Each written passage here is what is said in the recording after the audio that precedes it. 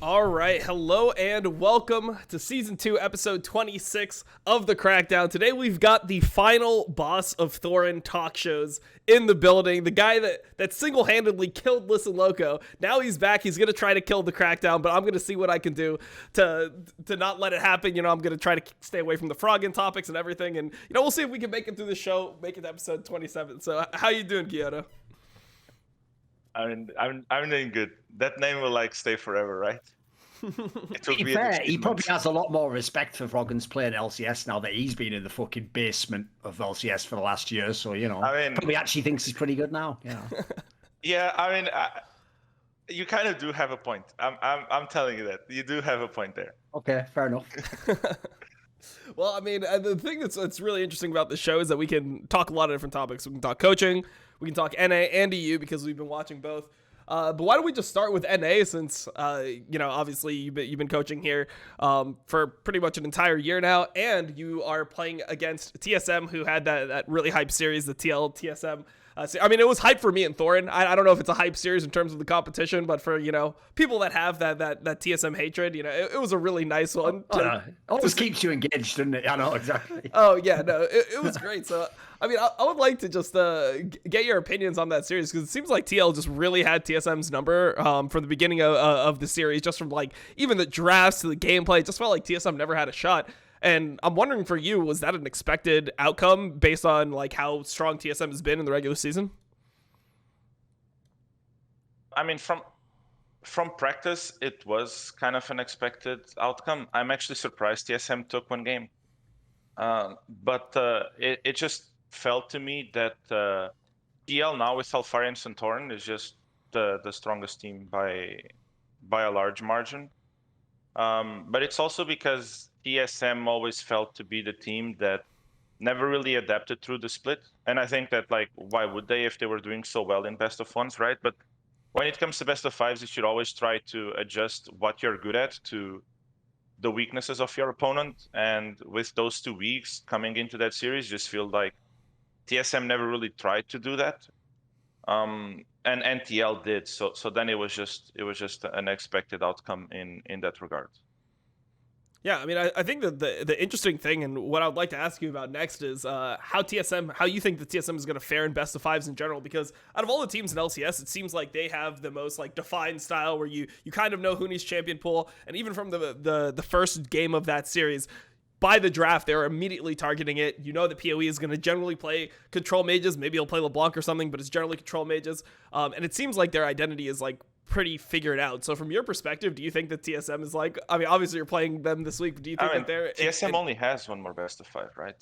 Yeah, true, exactly. So how do you think it's going to go? Obviously, I still think that I'm not going to say here that we are favorites against TSM. I obviously still think that they are favorites, but I do have a lot of faith in our preparation and a lot of lack of faith in TSM's preparation. So I do think we can have an edge there. But obviously it should be one of those series that if I'm on the side of TSM, it has to be a convincing one. It has to be one that pushes them to believe that they can reach to higher goals than to beating the 7th seed. But to be fair, I don't see them making any adjustment from what they showed during the regular split and during the series versus TL. They're just gonna show the same, and probably their reading is just TL is just too good and we couldn't beat them with that, but for sure we can beat any team with that. Which for me it's a bit wrong, but I don't think they have the time to change what they have been doing for the past couple of months. Dude, this particular series made me actually really concerned for TSM's chances of it. And obviously, you guys hope you can beat them now, but actually, they look to me like they're not going to make Worlds, mate. I don't care who wins out of the C9 EG game, assuming they beat you guys, they're going to beat TSM right now, because, there's two factors that killed me about this series. Because I was thinking, maybe the Cloud9 TL one was a fluke, maybe TL just looked awesome for one match, and maybe they're going to go back to normal. But, there's two factors that made TSM have no chance in this series. One is, I don't understand some of the drafting they did here. Some of this just looks like this isn't they have their own unique meta, dude. Normally I've been seeing the same drafts come out over and over again. First of all, they chose to be on the right-hand side most of the time of the draft. Like, even when they were losing, they were choosing that each time. And then you look at what their, like, counters are, dude. They just pick the champions that they like. They don't even look at it trying to counter the other team. And then Huni is just feeding like a motherfucker, mate. So, like, the only quality things in this team was supposed to be, like, Spicker's supposed to be the best player. Right? Everyone said he should have been the MVP. He wasn't even in this series. He never did anything. And then the last game, dude, that's like, if everyone thinks that meme of Bjergsen just his junglers when he was a pro player was like just a meme. It's like he just did it as a coach for all times. He was like, you know what? F it. I'll just make the game impossible for you to play, and I'm not even in the server now. Soccer, like, what is this? Dude, this series. I would be depressed if I was a TSM player in this series because you don't even go in the game feeling like you're gonna win. Like, what are these Huni picks? Like, why is he picking Wukong? I mean, I think that it's limited. I think he's super limited. And you could tell from TL's draft that they were trying to exploit that from the beginning. I mean, you know that you are disrespecting the enemy top laner when your mentality of the first game is ban Jace, ban Renekton, and then you first pick Gnar, B1 Gnar of the entire draft. Like, that's how you're like, hey man, this motherfucker can't play any of the counters. And then Huni hovers Irelia 1-2, and they go to 4-5. And even with the Irelia hover, they don't care. They don't ban it. Mm-hmm. Yeah, but, I mean, why would you? I mean, in Spica's defense, though, Thorin, I think that, and probably Dom knows this, it becomes very hard to play as a jungler if you're constantly giving counterpick to your top laner, and then on a matchup that he's supposed to win, he loses. Sure. Yeah, sure. Yeah, I mean, which matchup are you talking about? The one that he's supposed to win? The level one, I feel like, I mean, obviously, the Irelia Gnar, he should probably win on the bounce, but he needed way more attention than he should need with his jungler. And I think that the level one of Wukong and Jace was yeah, something happened there, level one. I mean, I think it's just basic game stuff. When you watch Huni, he's the type of player that he's not really able to win those like small mind games that other top laners are able to win. So when you look at Alphari and the way he lanes, one of the things that I think is so strong about Alphari is the way that he can bluff, pretend that his jungler is there to like potentially get a push out or something when he shouldn't have the push, or, you know, he understands how to play around jungle timings, like play safe at certain times. But it feels like Huni is so far behind in those mind games. If you watch that Wukong Xin Zhao gank, I mean, he pretty much sells out Spica super hard. Spica's going for this level 2 gank, and Huni just like starts walking as level 1 into level 2 Jace, just like through the entire wave, and just starts walking at the Jace. And it's like, okay, man, what else could possibly be going on if that's what you're doing in lane? I mean, but to be fair, and this is like something weird to say, but I do think at this moment, I think it's the first time in recent history that I feel really comfortable on saying that NA has the best top laner in the West. Damn. That's Alphari, I'm assuming, yeah, right? Yeah. So yeah. I think in my opinion, and having worked with Alphari as well, Alphari is like really far ahead of any top laner in NA right now. And if he's playing like at his best, then it's just he can play almost any matchup that he will just, you know, that he will do well. Yeah, absolutely. I mean, by the way, those people on the LCS broadcast, where when it was towards the end of the split and they were bringing Alphari Jenkins, Jack was fired, and they were trying to say like TL actually won more games with Jenkins, and he actually like could be arguably as good. Like, whoever you are, just retire. You don't need to be on the LCS broadcast anymore. You don't know anything about League of Legends. Like, go and do like little kids game. Well, you already do little kids game, but even go do fucking like a Barbie's Playhouse or some shit. Like, it ain't for you, mate. It ain't for you. Yeah, what a whack take that was. Like, dude, listen, you've obviously worked with him, but anyone who's just watched Alphari play the last few years, he's got to be one of the most consistently good players that we've ever had in the West. No, especially when it comes to laning. Like, when it comes to laning and the work that he puts in, especially in laning with the amount of 1v1s that he does, it's just insane. Yeah. I mean, I can't really imagine a world, like, even though Jenkins had some fine games, like, I feel like it's so crazy to me how fast people, and even the LCS broadcast, how fast people write off like great players for all time. I mean, look at how like Perks is being talked about right now. Like, people act like Perks is like dead. He's been terrible for like 2 years. He's washed up. He's garbage. You like, would think Perks is Rioma, like in the past years when people were making fun of him. You would think that was the scenario now. Like, you would just think it was the same player based on how they're talking. Oh yeah. And for me, the problem with when the broadcast say stuff like that is then they're actually just hurting Jenkins, because if they're going with the narrative that like Jenkins or that TL won more games with Jenkins and Alphari, etc., then the easiest way for the audience to go about it is start to find some things that Jenkins does bad and just shit on him, just to make Alphari like a bit better in that perspective. So I don't really like when they try to do this type of things, because it just ends up hurting the rookie. Like you can literally just go and says Jenkins did a good role on TL, but Alphari is still better, and like everyone will accept it. Everyone will recognize that Jenkins did show that he has level to play in the LCS on a more bottom tier or mid tier team, but you don't put him on the line of fire to like the comparisons versus Alphari, because if you go there, then everyone will get flamed. If you compare him to Alphari, everyone has like more weaknesses than him in the league, at least. Yeah. Oh, by the way, here's another one, Dom. Oh, sorry, go on that point if you want. No, I wasn't going to go on that point. Oh, fair enough. I was just going to say this. Another thing in this series that I love as well is like one of the things I love, Dom, is that most of the people who are like really triggered by Perks not being as good as he should be, right, is obviously TSM fans, because they have to find a way to talk all the other teams, right? So they can't stop talking about how much Perks costs and how he's a waste of money, blah, blah, blah. What they obviously don't like is that anytime they mention it, if you're not a fan of TSM or Team Liquid, you just go, dude, you got SwordArt on your team. What are you even talking for? Exactly. Because this series was... What I love about this series is two things. One, Core JJ, first of all, is like levels above every other support in any. It's a fucking joke right now. It looks like he's just a man playing with boys. And you see this like when that Bard game, mate. He just styles on people. And my favourite part was, it was almost like, think about the logic, Dom. Like, you know, top Asian player, support, we've brought him imported, he's supposed to be great in our region, millions of dollars. So it's almost like he was like, go on then, TSM, you return the favour. And so SwordArt tried. That's how that worked out, didn't he? His Bard's fucking garbage. This guy's a fucking fraud. Core JJ is what SwordArt's supposed to be.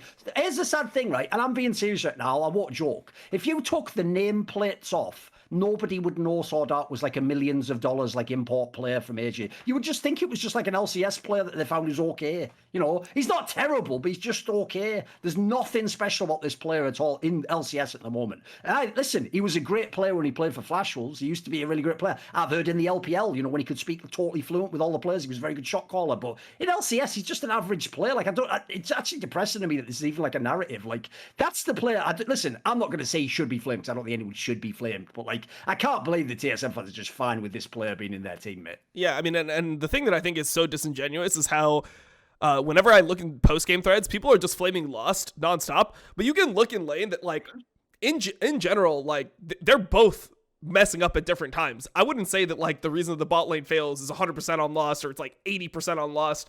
Like, when I'm watching the games, I mean, the first game of the series, didn't SwordArt die at, like, level 1? Yes. Like, he literally gets murdered at level 1, and then like Lost can't do anything for the rest of the game, and they're like, look at this shit AD, look at how behind he is, he's playing. It's like, yeah, when your support runs it down in your lane level 1, what are you supposed to do as an AD carry? Like, what do people expect Lost to do at times like that? So I think that there needs to be like more balance of blame on the bot lane, and not just look at the fact that, oh, well, we know that SwordArt's been good before, so he must not be the ones making mistakes. Like, you can look in the lane, look at the micro within the lane, and you can tell that SwordArt is definitely making legitimate mistakes that are just ruining some lanes. Like, he will just straight up troll Lost in an entire lane phase.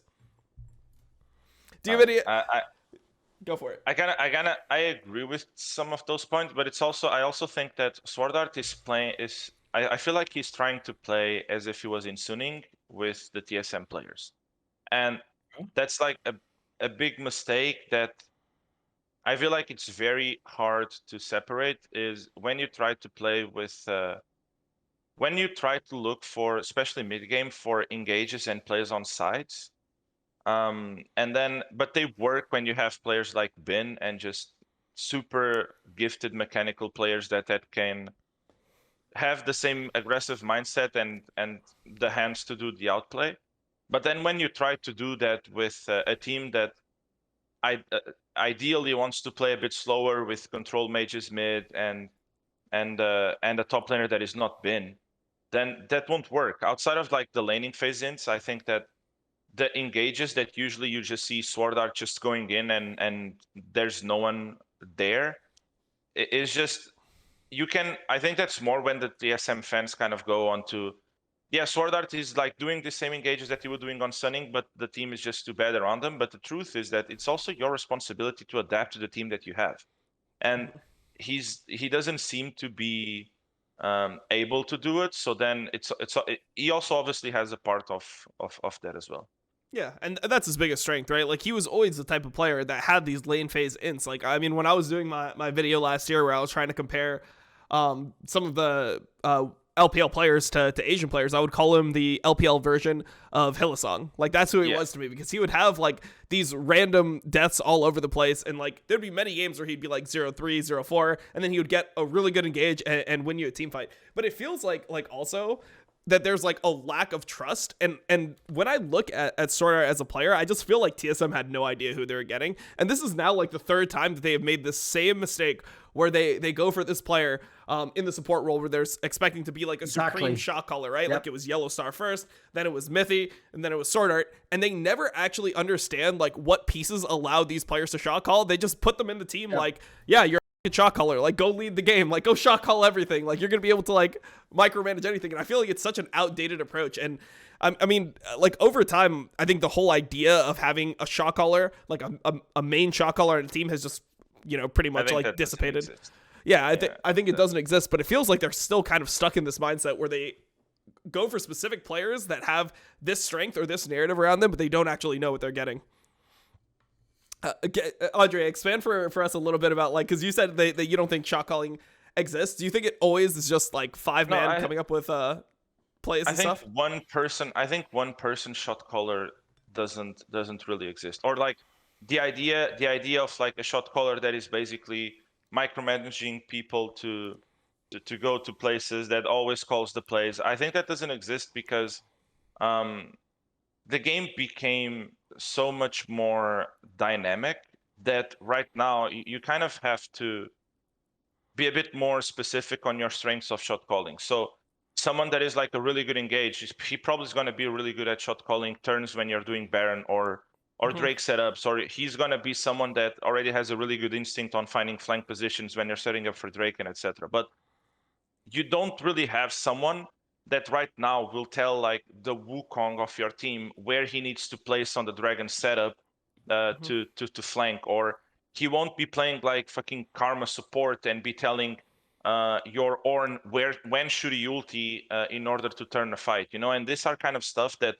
would happen before until like season 5 maybe, but right now, if you as a player don't understand what your role is and what you have to communicate from what your role in that game is, then no one will have the ability to do that for you, and no one should, to be honest. Like, in order for you to be a good player, I feel like you need to have that type of communication ability, or at least understanding, in order to do those things. If you need to be micromanaged, or especially if you need a player on your team to micromanage everyone on your team, then your team is doomed. Yeah, definitely. I mean, I think that there's like shot calling in terms of somebody like you know, making the decision, the overall decision of like what you want the team to be doing, but then it's for everyone else to like fall in line and know what that means to them. It's like, okay, well, if we are going for an engage, then where do I need to stand as Wukong? Like, do I flank? Do I need to go from the front? And then, like, you know, your AD carry has to figure out what his position is in that fight. But even that changes, no? Even that changes during the game. Like, because I feel like the guy that makes a decision for the team, if it's early game, it's probably going to be your jungler. He has the overview of the map, so he kind of needs to have that ability. Sure.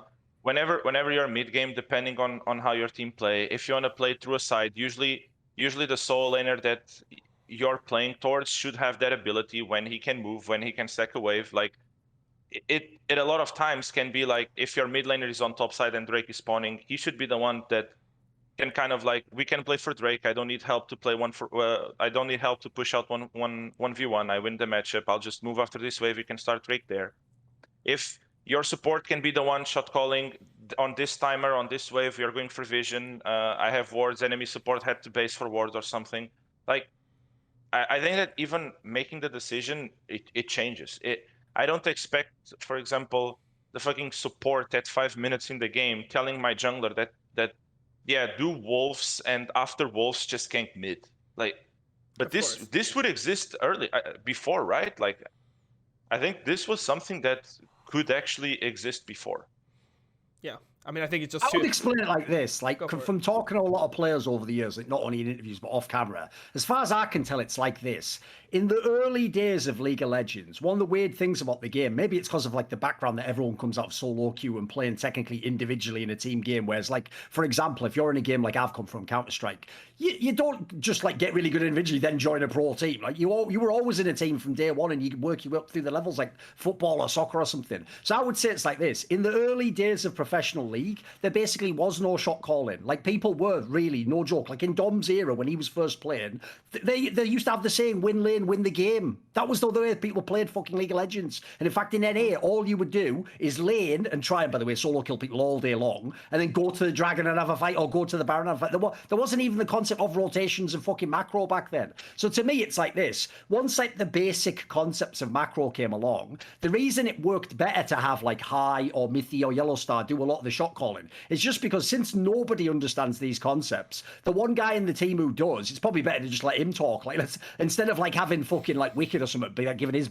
boneheaded thoughts about some shit when he's just a top laner, just let the support if he knows better than all the jungler to see what you're going to do. But to me, it's like this: the burden of knowledge of how many basic concepts everyone in the game at a pro level has to have now, and especially about basic macro concepts. Like in the modern day, you also couldn't micro people because you need things, Guilhoto, like the top laner has to already be preparing the wave before he can leave and come to a certain fight, or he has to already say in advance, like if he's going to have the TP at that point. You know, like basically everyone has to like coordinate more info anyway now. So to me, it's more like that was like a really good sort of like band-aid back in the day if you just happen to have one of these geniuses. In the modern day though, like at the same time, it's not like everyone calls everything, of course. It's more like each team, depending on the style and even the strength in that specific game, has to have a dynamic shot calling presence. Like one thing we've often discussed on this show is like in the modern day, I even think the idea that certain roles never shot call is terrible. Like obvious examples ADC, right? Back in the day, people used to say, you're just a guy who has mechanics, like shut the fuck up and just farm minions.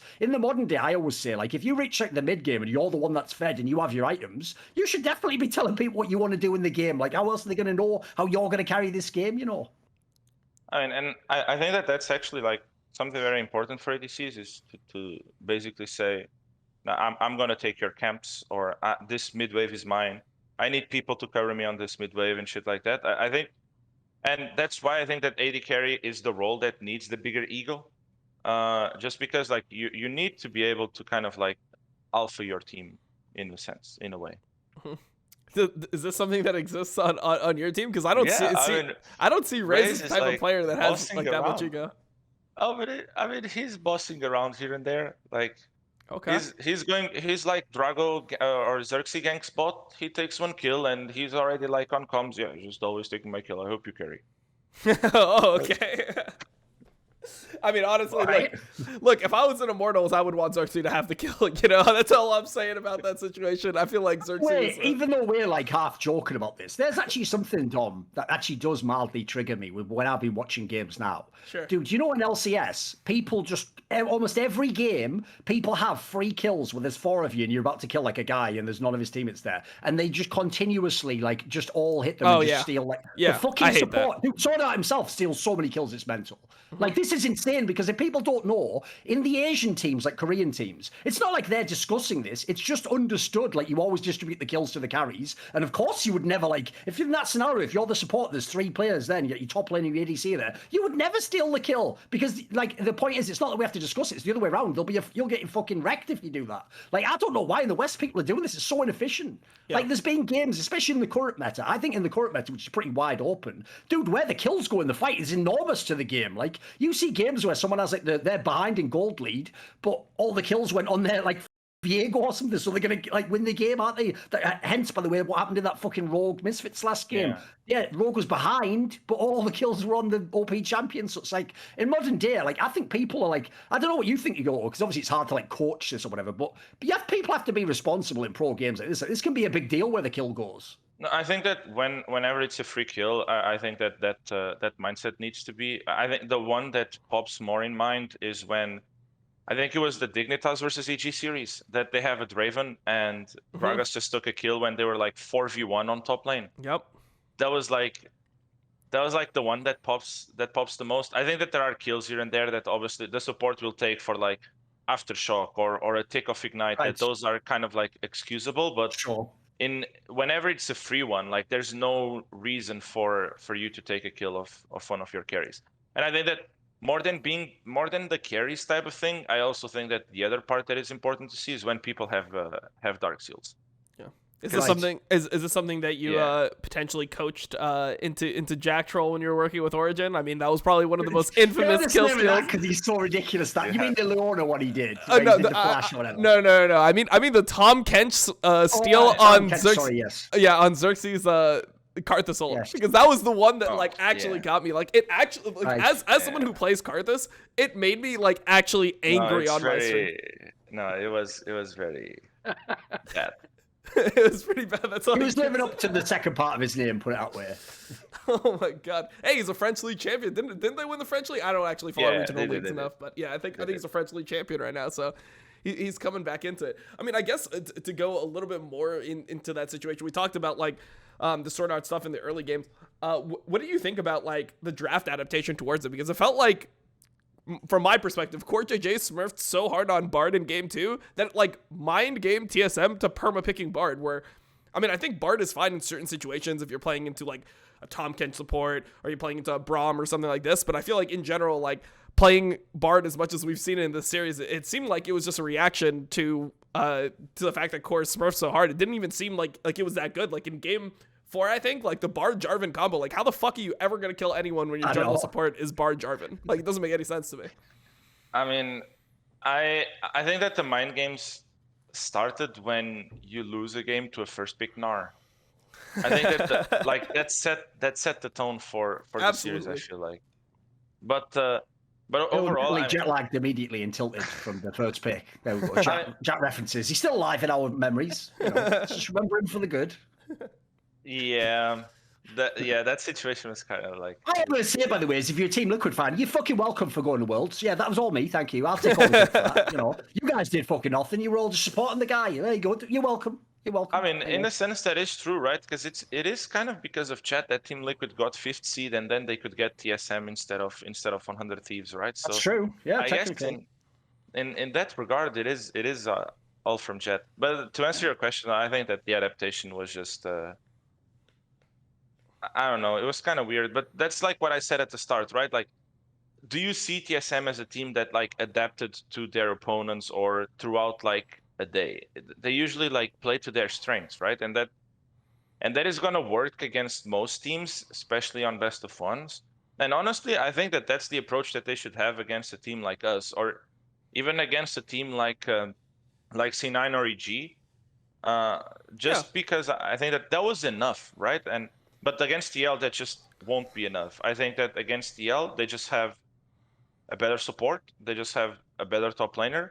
And I think that all the other roles, I mean, a better AD carry. And mid and jungle, I think it's more like, you can argue. I think that PoE is obviously better on mages, but Jensen is way more adaptable and way more flexible on what he can play. And Spica is more of a carry type, and Santorin just better on supporting his team. So then in that regard, I feel it kind of even. But if you don't adapt against a team that technically has ways to win the game without you adapting, then you're going to lower your chances to win. Yeah, absolutely. I mean, I think the question then becomes this. So we had Jizuke on our show last week, and one thing that he said was that well, I mean, he said a lot of stuff, but one thing that he said that stuck out was that teams in general in North America try too hard to win an A, and they don't actually try to like make improvements for their team overall. And you know, from watching TSM, I feel like they kind of fit into this mold where it, like, sure, you can stick to your own style and play control mid just mid every game, have these like reliable top laners for the most part, strong jungle picks, and then just, you know, bot lane plays whatever, and you can win a lot of games just off the fact that PoE is good in the mid to late game on control mages, and if he gets strong, he'll probably carry a game. But that's not a recipe to win internationally. Like, you have to be able to play a variety of styles, and the question becomes, in a league like LCS and how it was, where 8 teams are making playoffs, is it actually the correct approach to stick to your guns so hard for the majority of the regular season to get that first seed, as opposed to like actually trying to like level up your team? Because what the fuck is the point if TSM qualified to Worlds at 3rd seed and then they just get fucking shit on by every single team that just can prep for them in group stage? Then they get shit on by UOL. If they are 3rd seed, they'll go to planes. I'll Okay. actually They won't make it I'll up. actually go further than Jizuke, and I would say it's not only teams, organizations don't try to win internationally more than teams. In what sense? In the sense that I think that the way that a lot of the top teams here set up their practice is making sure that there is such a big disparity between top and bottom teams that they injure their development. And by doing that, and it's something like very, very different from you. As in is one thing you're implying, like the top Teams teams, won't I'm scrim you? assuming never practice No, the no, bottom teams. Is it's that what you not mean? only they won't scrim us, they will also like the amount. For example, in EU there was a big respect when it came to booking scrims. There is always a certain time that you book scrims, Right. so that everyone kind of has like everyone has scrims, and there was a very I never had a moment, or no team in EU that I've while I was there at least had a moment where no one was willing to trade scrims because S team plays versus Y team, and those are the only two teams left for scrimming.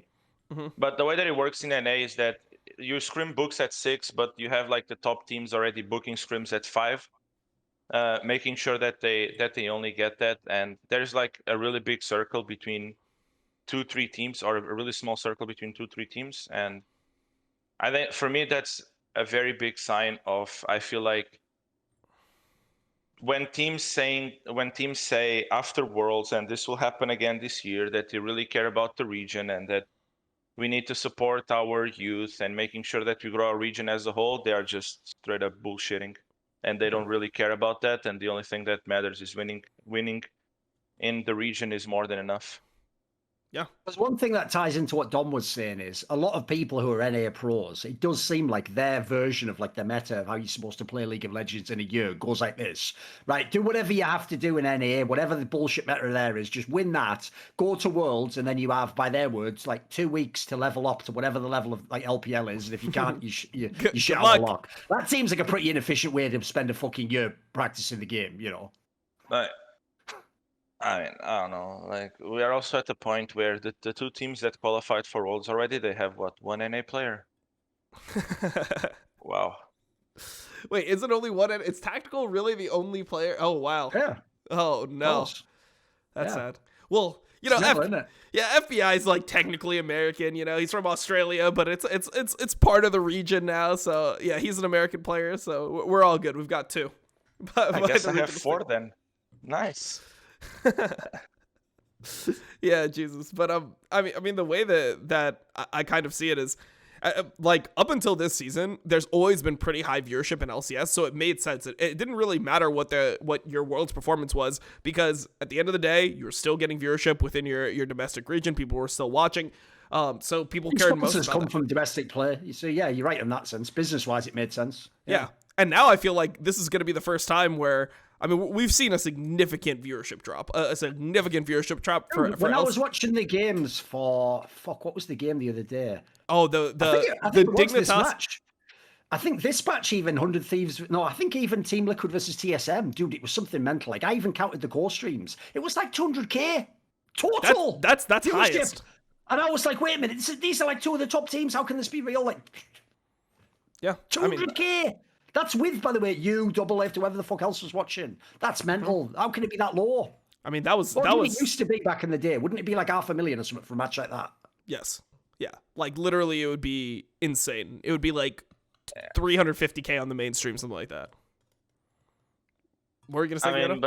I just think that there's like, I think that Worlds or the performances Worlds is a big part of it, but I think there are so many more reasons behind it. I think that the way that Europe and NA approach trash talk, especially because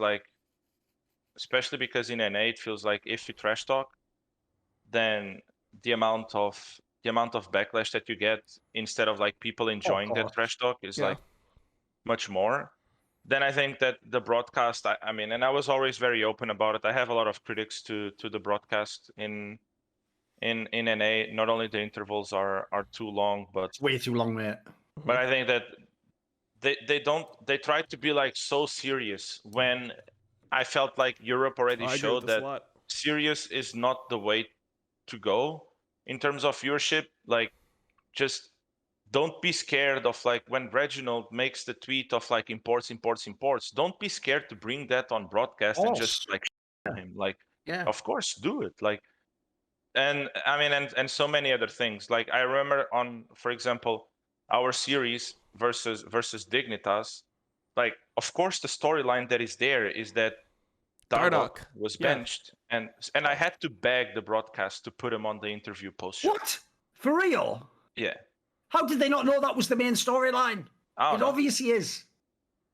And then I think it was great, and I think that, like, to be honest, like I think that the interview was like really good, and I think that the people that are there, they are good, you know. Like, I mean, some exceptions here and there, but the people, at least half of the people that are there, I think that they are doing a good job.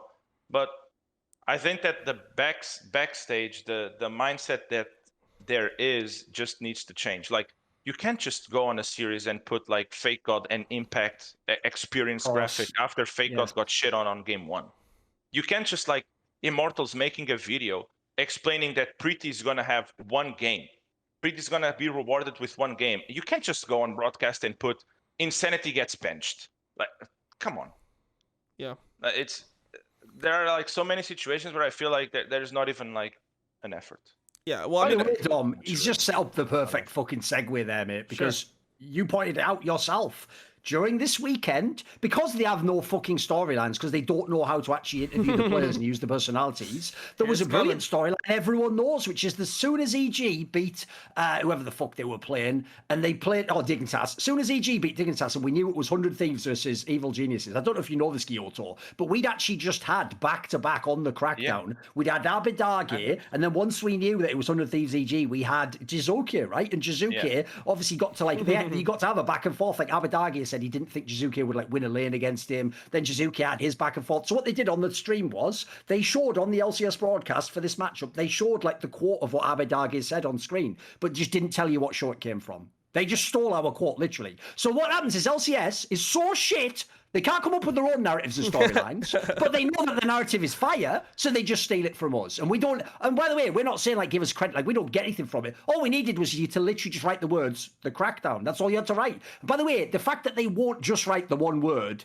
is basically like they're going out of their way to be like not acknowledge we even exist. So like not only did they not get it, but then they're almost like going out of their way to be like, but we don't want this sort of stuff, but we do because it's sick. Like, come on, guys, you don't get it. You just don't get the the business you're in. I mean, the other thing is like even the way that it's like I don't want an apology from Dash. Like I don't think it's Dash's fault. Exactly. Yeah, it's like whoever's creating the graphics, like the people that are sitting there trying to figure out like having the narrative meetings, because you know that's how like LCS works. It's Tuesday, Wednesday, they get together, they have narrative meetings where they discuss the most important storylines, what they want to focus in on the broadcast. They kind of brainstorm like what type of things might be interesting and how they'll talk about that on the analyst desk segments, etc.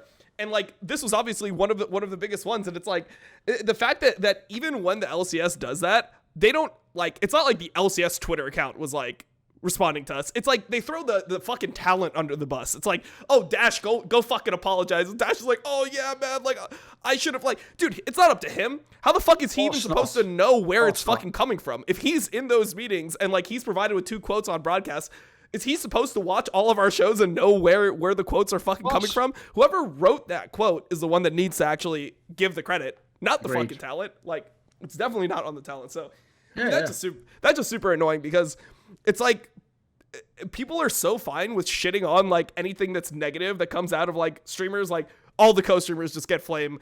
You know, like there was the mysterious double of hate thread that got deleted. I don't know how that happened, Thorin. Like it was there yesterday about some Illuminati poll. I know. How's he done that? Yeah, I don't know. It's so weird that when a TSM, like somebody who's a TSM streamer, ends up saying that a player has never accomplished anything in his entire life, that just gets instantly removed. But you know, if I mess up a reference point, you know, it's a 8,000 upvote hate thread. But you know, that aside, when there is good stuff that comes out of the co-streamers, like these shows where we're highlighting players, bringing the personality, introducing these people to my audience, like they won't even give credit for that. So yeah, I mean, it was super. But then I'll ask for like the 500th time, why does the Dive not have a pro player every episode?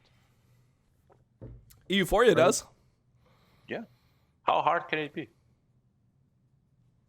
I don't know. What I'll say is this: like, I won't claim to be an expert about behind the scenes of LCS. Like, obviously, I'm not American. I've never worked on the broadcast. I'll just say, from knowing a lot of people who did work on the broadcast, I agree with what you're saying, Guilhoto. Basically, this isn't even the people who are on the broadcast, like the physical people you see who tried to do the job. As far as I know, the difference is behind the scenes. It's the mentality of the production people. Basically, what I've heard is that is the difference between LEC and LCS. Like in LCS, I even know some people who've tried to actually get some features and storylines like we're talking about on the broadcast, and they would just basically like, you get shot down, or the guy's like, oh, I don't agree with you, or whatever. The idea, if you look on LEC, it looks on LEC like you can see the actual like talent on the camera coming up with some of the ideas and getting all this input. Like you can just tell from the way they deliver it. So I would imagine it's just a more open broadcast. No, yeah, but I mean, but the thing is that like LCS and LEC they already shown that the way that it works is that it's not to be a serious product. It's no. I did a video on this thing. When everyone was complaining, like, oh, the viewership's gone down and oh, we can't win worlds. I was like, look, I don't know how you win worlds. That's an impossible question to ask. But I tell you what I can tell you is how you get the viewership up. Because NA did this. You just make it WWE. Like, dude, do you remember the early days of NA way before like we had all the imports? People like Reginald, Double F, like that was entertainment every week because these guys are going to have massive personalities. Like NA already has that. It's just, as we're saying, they don't make use of it. That's the sad part. And they also don't create them because, like, I don't know. I mean, the fake god thing is still like in my head because how are you going to create fake god to be like even the new guys to even like have a chance to build their brand? I'm not saying that fake god could, but if you're like this fast on shutting him down just by putting, on one hand, after getting shit on game one, you have Fake God, has 2 playoffs appearance. On the other hand, you have Impact, won a world champion, made it this times to playoffs, and just like an uncounted list. Like it just. Oh, and they didn't even go all the way, right? Like they could have just even put more there for Impact. How about his LCK championships? Like what about that shit? Keep going. How about 6 times qualifying the worlds? But yeah, continue. But why are you doing that? Like, and then I think as well that, like, if you want to make educational content, with all due respect, you have to include pro players. It's not going to be like it's if you want to do serious and educational content, you can have that. Like LEC probably has that as well. But either you do it with like way more analysis, where for example, the breakdown that I think is LEC that does the breakdown, where like they put like the plays and like what was used and shit like that. I think it's Chakrez that does it for LEC. Yeah. So like for example, for Danny, that should be there. Like it's something that you have time, you can break it down. It was a high play, you should put it. But if you're trying to do educational content as your broadcast without including the players, then I think it's going to be a worse educational content than the resources that you have available. I also remember that when I was in LEC, especially not the last year that I was, but especially the year before, I would get messaged by Various and the Fish Show and all these casters about like what is in Frostkern, what is being played on scrims. What do you think about this matchup? This buff that happened this patch, is it going to appear or not? What is the high priority right now? What kind of champion should we bring into the narratives? Like I would get messages like this every single week. No one ever messaged me, and as far as I know, like most other staffs, I got nothing from LCS. Yeah, definitely. I mean, I think that the thing that would work is like if NA was actually a super serious contender, sure, you could go with the serious approach, like the like pristine polish. I feel like that's kind of like LCK's vibe, is that everything is super serious, like we're like the reigning champions, etc. But it just doesn't make sense compared to like the region. Like you can't have this super serious approach, like these are some of like the best players in the entire world, and then you just watch them go to groups, go 0-6, like, oh, that was depressing. Like you have to kind of like set the expectations. But even in LPL, they have no problem like making fun of like the players. Like they do literally a fail montage where it's like the top 5 fails of the week, and they'll just show them in order. It's like, what was the biggest int that we had the entire week? And things like that you can do in a joking way where you don't make the players look like absolute dog shit, but you can also like highlight some of that stuff. Also, like to bring up the fake god graphic, I mean, I just kind of wanted to respond to that. I think that it would make sense if, like, in the narrative, it was to show, like, the difference in experience, but both of them were really good players. So let's say you saw, like, Fudge versus Impact or something like that. Like, we're about to see Fudge versus Impact, right?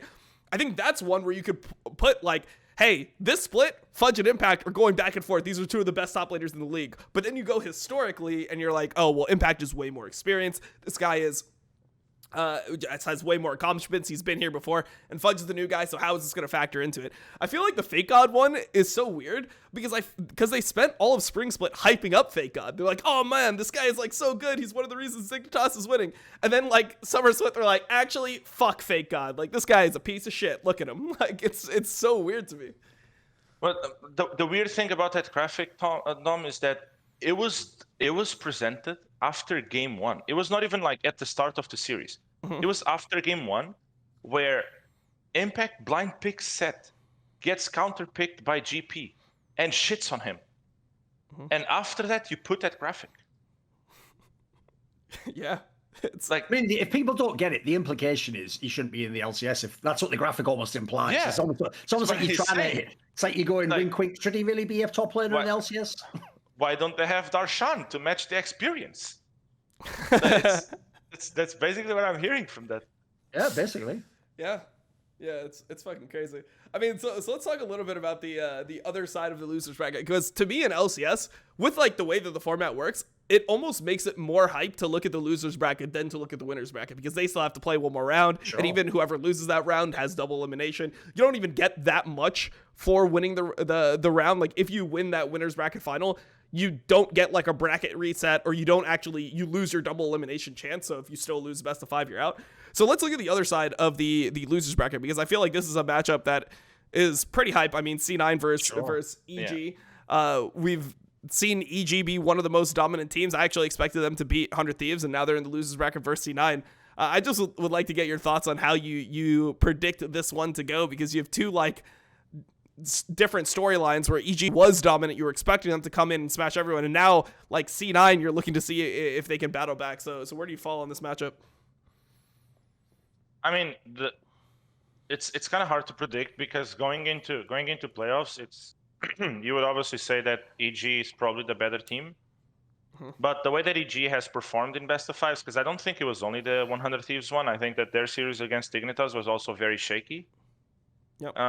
It's kind of hard for me to give them the lead, because I think that at least C9, even though their series against TL wasn't very good, and even though the other team is Golden Guardians, they did kind of seem to adjust well from one best of 5 to the other on what works for them. I think that they gave too much away on when Vulcan does the interview and says the stuff about Ziggs. I also don't think they need to ban Ziggs against Danny. At least that Ziggs game 5 wasn't that Tristana, so I don't think they will need to worry too much about that. So I will probably give the edge to C9, just because I wasn't impressed at all with the two best of 5s that EG played. Yeah, I can definitely see that. I mean, the question for me for EG is like, what is their actual jungle situation? Because coming into like the first series, my mentality was that they decided to play with contracts to save Svenskeren for the later series. Like, oh, we don't have to show anything versus Dig. We've been using Svenskeren for most of our games towards the end here. So we play contracts for a series. They don't get any information on like how our jungler normally plays. Then we play Svenskeren for 100 Thieves series. But they ended up going the first 4 games for contracts. And the thing that stuck out to me is they didn't even start playing Svenskeren like after game 1 when contracts looked bad. Like contracts had to like pretty mega int game 3 and game 4 before they were actually able to pull the trigger and make the switch. So I mean, my question would be like, what do you think EG's mentality is with both of these junglers? Because Svenskeren was the starter for the majority of the season, and we've seen him in 1 game out of like 8 or 9 for playoffs. I mean, to be honest, I think that Contracts is better than Svenskeren. Oh, that's spicy. I mean, I don't know. I didn't see much impressive stuff from Svenskeren. I think that it's not the Svenskeren from C9 anymore. It's not the Svenskeren that would cost was it 1.5 mil? I think that was Vulcan. I think that was Vulcan. Cheap. Oh, that was Vulcan? Okay. Yeah, I mean, it definitely wasn't like, cheap, though. they bought it from C9, so it couldn't be cheap. Like, no player from C9 is cheap. Look at FlyQuest. But I don't know. I think that, yeah. Yeah. No, Licorice is pretty cheap, yeah. And Palafox too. Yeah, no, they're looking It's pretty fine. cute. We don't talk about those. But but regardless, I think that contracts on the game going into regular split, right? Because I think I already said that like their best of fives weren't really impressive, and going from the regular split, I think contracts just played better than Svenskeren on that team. So I would say that they are probably still gonna start contracts. And like Svenskeren right now just seems to be, if contracts is choking, then I guess we have to put Svenskeren. That's the insurance vibe that it policy. gives to me, Yeah. you know. Like Yeah. I'm not sure, obviously, like anyone on EG will know more about this than any of us, like even including me. I'm just guessing, but this would be my guess. Yeah. Thorin, what do you think about this topic? Because I think you've been on the other side of the coin. You know, you've been more in the Oh, I'm a Svenskeren contracts hater for sure. Because the problem is, I just stylistically, I think the problem is he makes way too many mistakes for someone who plays that aggressive. That's my issue. Like, I think if it's obviously the more aggressive you are, the more mistakes you can make. But like, I think this guy makes like game losing mistakes. Now, listen, I will agree. It's a bit. It's not like Svenskeren is like anywhere close to his prime. So I can't just go, oh, this guy's way better. Like the problem is this. Part of me feels like for EG's playing style with Jizuke, maybe contracts is better for him specifically in that style. I think Svenskeren overall is probably a better jungler, but that would be like if we went to next year and they're different teams or something. I just don't know if like Svenskeren the players fits with Jizuke, because Jizuke has a very unique playing style. Like you probably want someone who's super high feed with him and just go all over the map, don't you? No, I definitely agree with that. I can see that. I mean, but then it just goes to the like 10EG is just getting a new jungler next year. I don't know. Probably you should, right? Yeah. Because yeah, I guess. I mean, I think the question becomes this, right? Like, I agree that contracts, like for me this season, contracts looked a lot more impressive in the regular season than Svenskeren to me.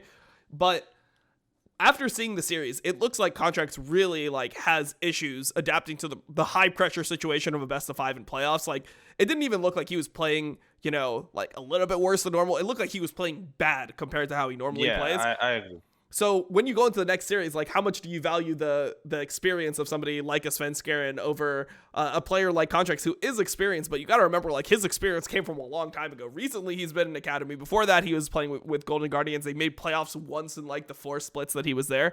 So now that you're in this situation, you've had a whole best of 5. I know you said you still expect Contracts to start. Do you think that EG will pull the trigger on swapping Svenskeren earlier in this series, or do you think they're going to let him ride it out again? Oof. That's a question.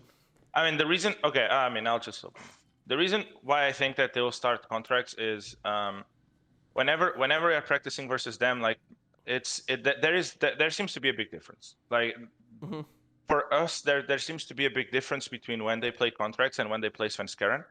So for me, it just makes sense to me that they would start contracts. If they would change it earlier or not, I think that this time around they probably will. I think that if Contracts has a similar game 1 than what he did, then they're probably gonna swap him out earlier. But I still think that he will be the starter. Like I don't know. I can't explain you why, obviously for obvious reasons, but yeah, sure. It is better practice versus Contracts than versus Svenskeren.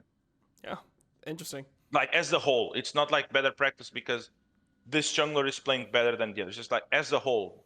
All right. So for us, they play better.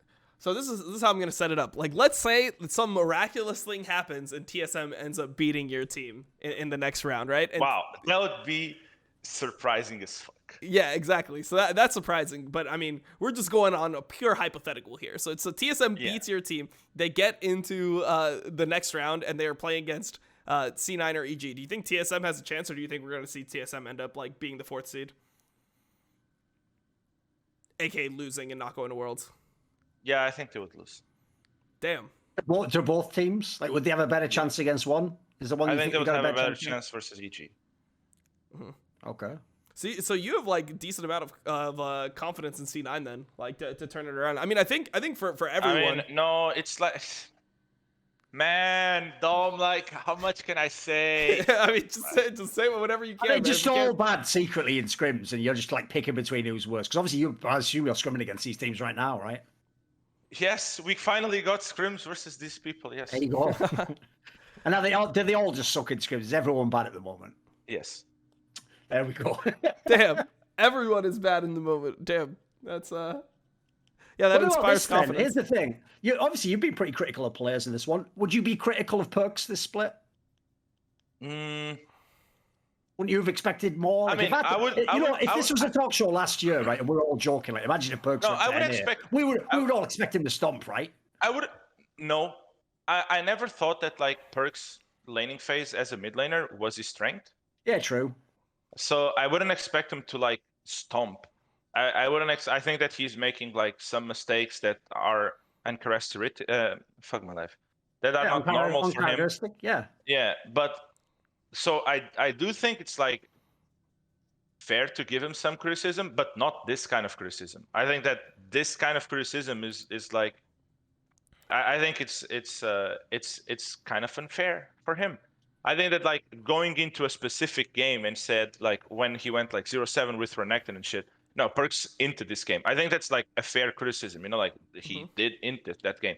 But like going off of that game and basically everything that is going bad on C9 is because Perks is there. Yeah. It just seems like it's really out of tune.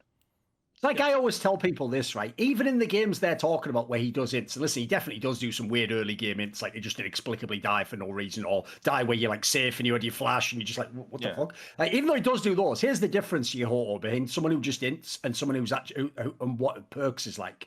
Even if Perks scores 0-3 and like has some early mistakes, he never gives up. He's always looking in the map, like, how can I make a play here? How can I get this guy ahead? Like, can I do something? Even usually with his champion picks at the moment, looks like he doesn't pick for lane. He looks like he picks half the shit just to fucking roam and make plays. Like, that's why you know this guy on the most fundamental level is a winner. Because even when he's in arguably his worst career form, he's still finding ways to win games. That's what the other difference is. Another player, if I just take a random mid laner in LCS, they go down for 2 kills. They just lose the game slowly. They're not doing any of that shit. They go out like Jensen in game 3. First TSM. Yeah. It's also like, okay, Perks, flashes, and W's a ward. That's Renekton, right? I mean, just what the fuck are you doing, Perks? Like, what the fuck? But then Perks solo kills the Monte somehow at level 2. I think this was last split, right? Yep. Like, level 2 on like LeBlanc Syndra or LeBlanc Azir or something like that. He solo kills the Monte. Wow, yeah, sure, solo kill, but it's the Monte, like, who cares? And then he goes and like proceeds to 1v9 that whole game. And I was just like, who cares? It's just fucking the Monte. It's just 100 dogs, like when you want to meme them, like it's just 100 thieves and the Monte, like who cares? You can't just go both ways, I think it's like, that's why I said I think it's like very fair to go and criticize Perks when he like doubles and flashes a ward, but like you can also just praise him when he does something well. But it seems like in NA with Perks is like either he ints or the enemy ints, and that's why Perks managed to play well. Yeah, he can't get any credit. Like, he can't get any credit. But, I mean, I think that we're just reaching that point in his career where people legitimately just want to see him lose. Like, they do, for sure. I feel like he has probably, like, the most, like, I can just feel it in the community that he's been good. And also, like, he trash-talked NA for many years before he came here. So, like, the fact that he's here, it just feels like people want him to, like, be humbled by North America or something where he comes here and gets shit on, doesn't make worlds, and it's like, oh look, he never was that good anyway. Like those 9 times that he won out of 11 splits, it was all a fucking fluke. So. I know when you say it like that, it does sound pretty banging top, doesn't it? Like, yeah, he just fluked almost like every shot. I knew he was bad the whole time. Like when he was like solo carrying games like to get to semifinals of worlds, like I knew he was bad. It was just he was getting lucky in those moments. Yeah, I don't know, like just the idea of like Perks as well, so you just flame the other team is mind blowing to me. That's nothing. Yeah, I don't know. I mean, and knowing Perks, like he's not the type of player that will come to NA to just collect a paycheck and not do anything. Like he's really not that type of player. Yeah. Like regardless if he's like playing the best that he can, which I think that he can play better than what he's playing, but being here, it's like I also managed to recognize that it's actually not a meme. Like that yes, if you come to NA, you will play worse than your level in EU. You just will, because you can always only be as good as the practice that it's surrounding you. Like there's no other way around it. If you're playing versus worse people, you will be worse. It is what it is. So is Perks worse than what it was in EU? Yes. Is Perks bad? No. Is Perks here for a paycheck? Obviously, also no. Yeah.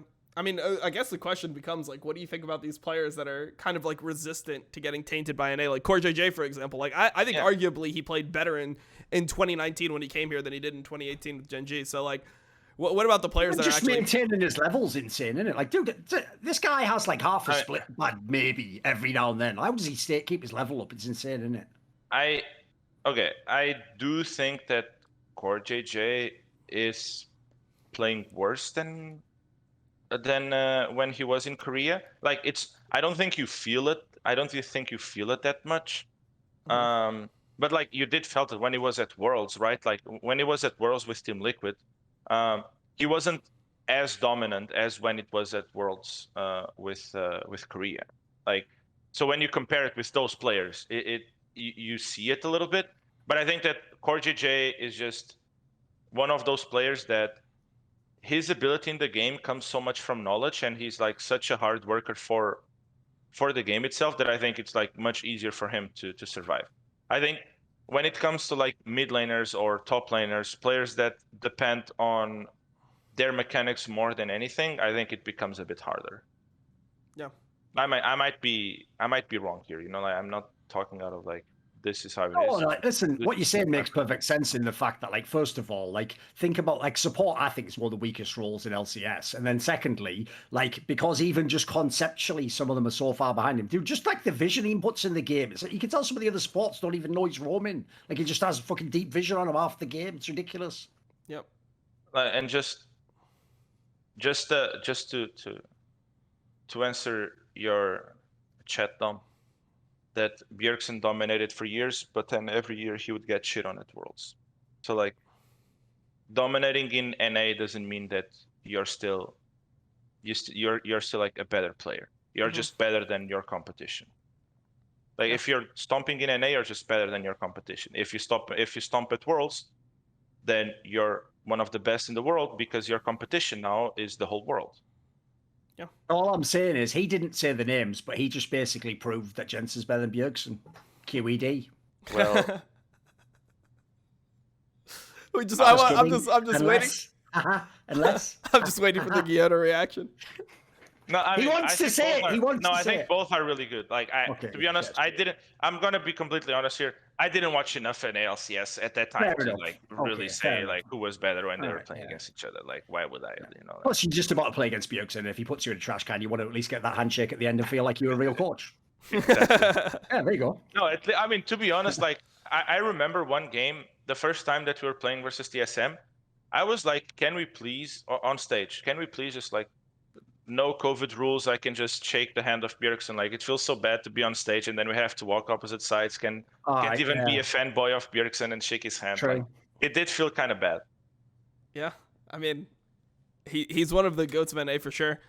I mean, I just feel like at the same time, he just fits into that point that we were talking about. He's like a perfect player to compare to Jensen because Bjergsen had a better domestic career, most would argue, right? But in terms of international, you could tell that TSM always has this approach where like they are not comfortable losing games or having a bad stretch, like and going through that type of turmoil and losing to potentially make their team better. Like it feels like TSM is one of the first teams to ditch stuff. I mean, you saw it with how they played with PoE, right? Like they played one game of Lee Sin, PoE ran it down. They're like, no Lee Sin mid ever again. He played a couple games of Lucian in the beginning of the split, ran it down. It's like Lucian is just not your champion. Like don't fucking play it. So I just feel like they're just not really they're not able to tolerate losses. I feel like there's so much pressure within TSM that even like losses domestically can never be taken like at the sake of improvement. Like it's just not possible.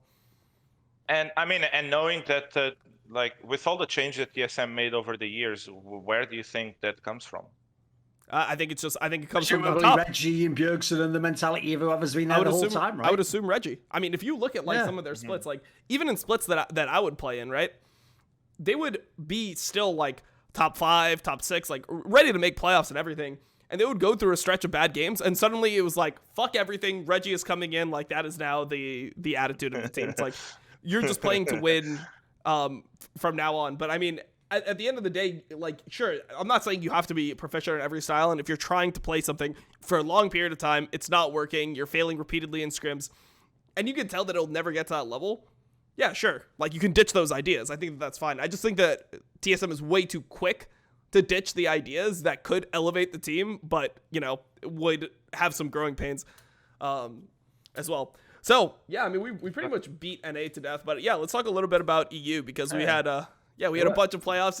You said that you watched the matches, Guilhoto, before this, so we can get into it. I mean, the place where I would like to start, I guess, would be just Vitality and Fnatic. I think that this was one of the results that people didn't expect from Vitality. People thought that they would either be really good or really bad, and they kind of just ended up being like a mediocre team. Like, never really that good, never terrible either. 6th seed in playoffs. Probably a spot no one actually assumed that they would get. So my joke is, it's like they are what the people said, but it's just from game to game. Like, one game they look like they're really good, and then the next game they're terrible. You know? Yeah. What's your takeaway from watching them play a full split, Guilhoto? I mean, it obviously, I don't think it really clicked. I think that once, I mean, and this is like kind of the meme, and I don't want to go and feed the narrative that Leader can't play mages. I think he can. They are just not as good as his melees, right? And when the melees start getting a bit nerfed throughout the split, I think that Vitality suffered a bit from that.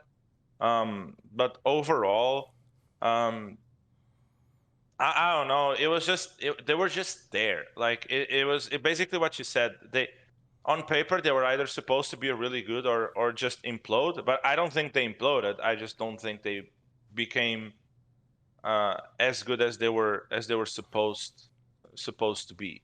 So or like on paper could be. I still think that, like, here and there they had some good games, but I don't know. I would expect. I don't know. I don't even know what changes they can make, to be fair. I do think that on that series there was a big AD gap. Yeah, I mean, there was definitely some AD gap, and I mean, Upset is famous for that. I think that the issues with Vitality for me is it feels like they can never get back into a game that they are losing in the beginning of the game. Like, if they go down 2K gold at like 15 minutes, game feels absolutely doomed. Like, that 2K lead or that 2K deficit is going to grow to like 5, 10 so quickly. Like, they're so quick to just like bleed out and just start inting kills, and it feels like they don't have anyone on the team that is like able to really like navigate them through those tough games. So I think that that's an issue.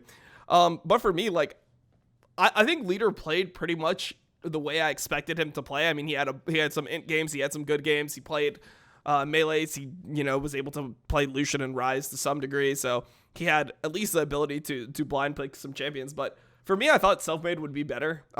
Maybe I'm just delusional and I hold him in really like high regard, but I thought that Selfmade could have a much better split than what he showed.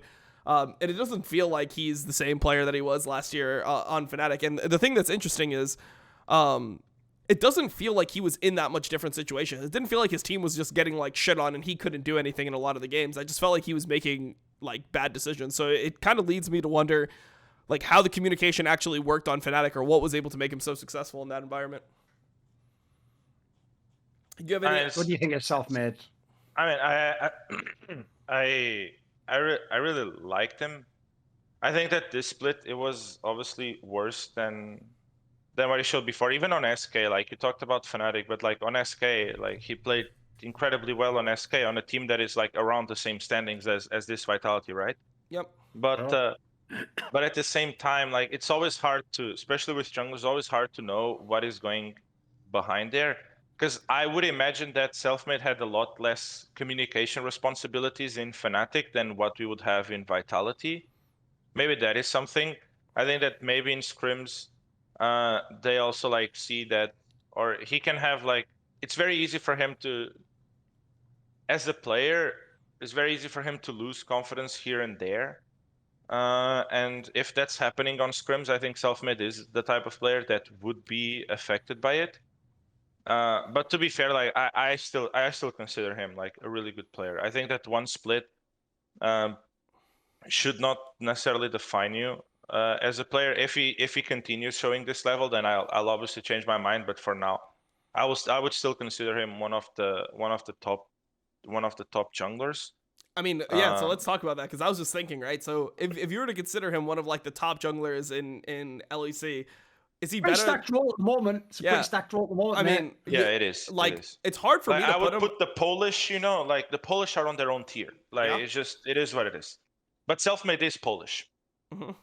Sure. But at the moment, it's Polish and Spanish. Those are the fucking kings of the jungle in the EU, aren't they? Yeah. Yeah, I would put. Holy fuck! Actually, I mean, I think you'd have to really stack. People are forgetting, because here's the thing, right? I mean, I think Elyoya, being the best. You've got Razor, right? You've got Inspired, you've got Jankos. Dude, there's 4, and we haven't even got to Selfmade. Yeah. And then you also have Bwipo, who just played that series. Bwipo's not. I don't know if Bwipo's legit. I do not put Bwipo above Selfmade. Sure, but do you put him above? I think I put Bwipo above Selfmade for Fnatic. Okay. But not as a player. I think Bwipo is able to be way more selfless than Selfmade is on a team that needs attention in multiple roles.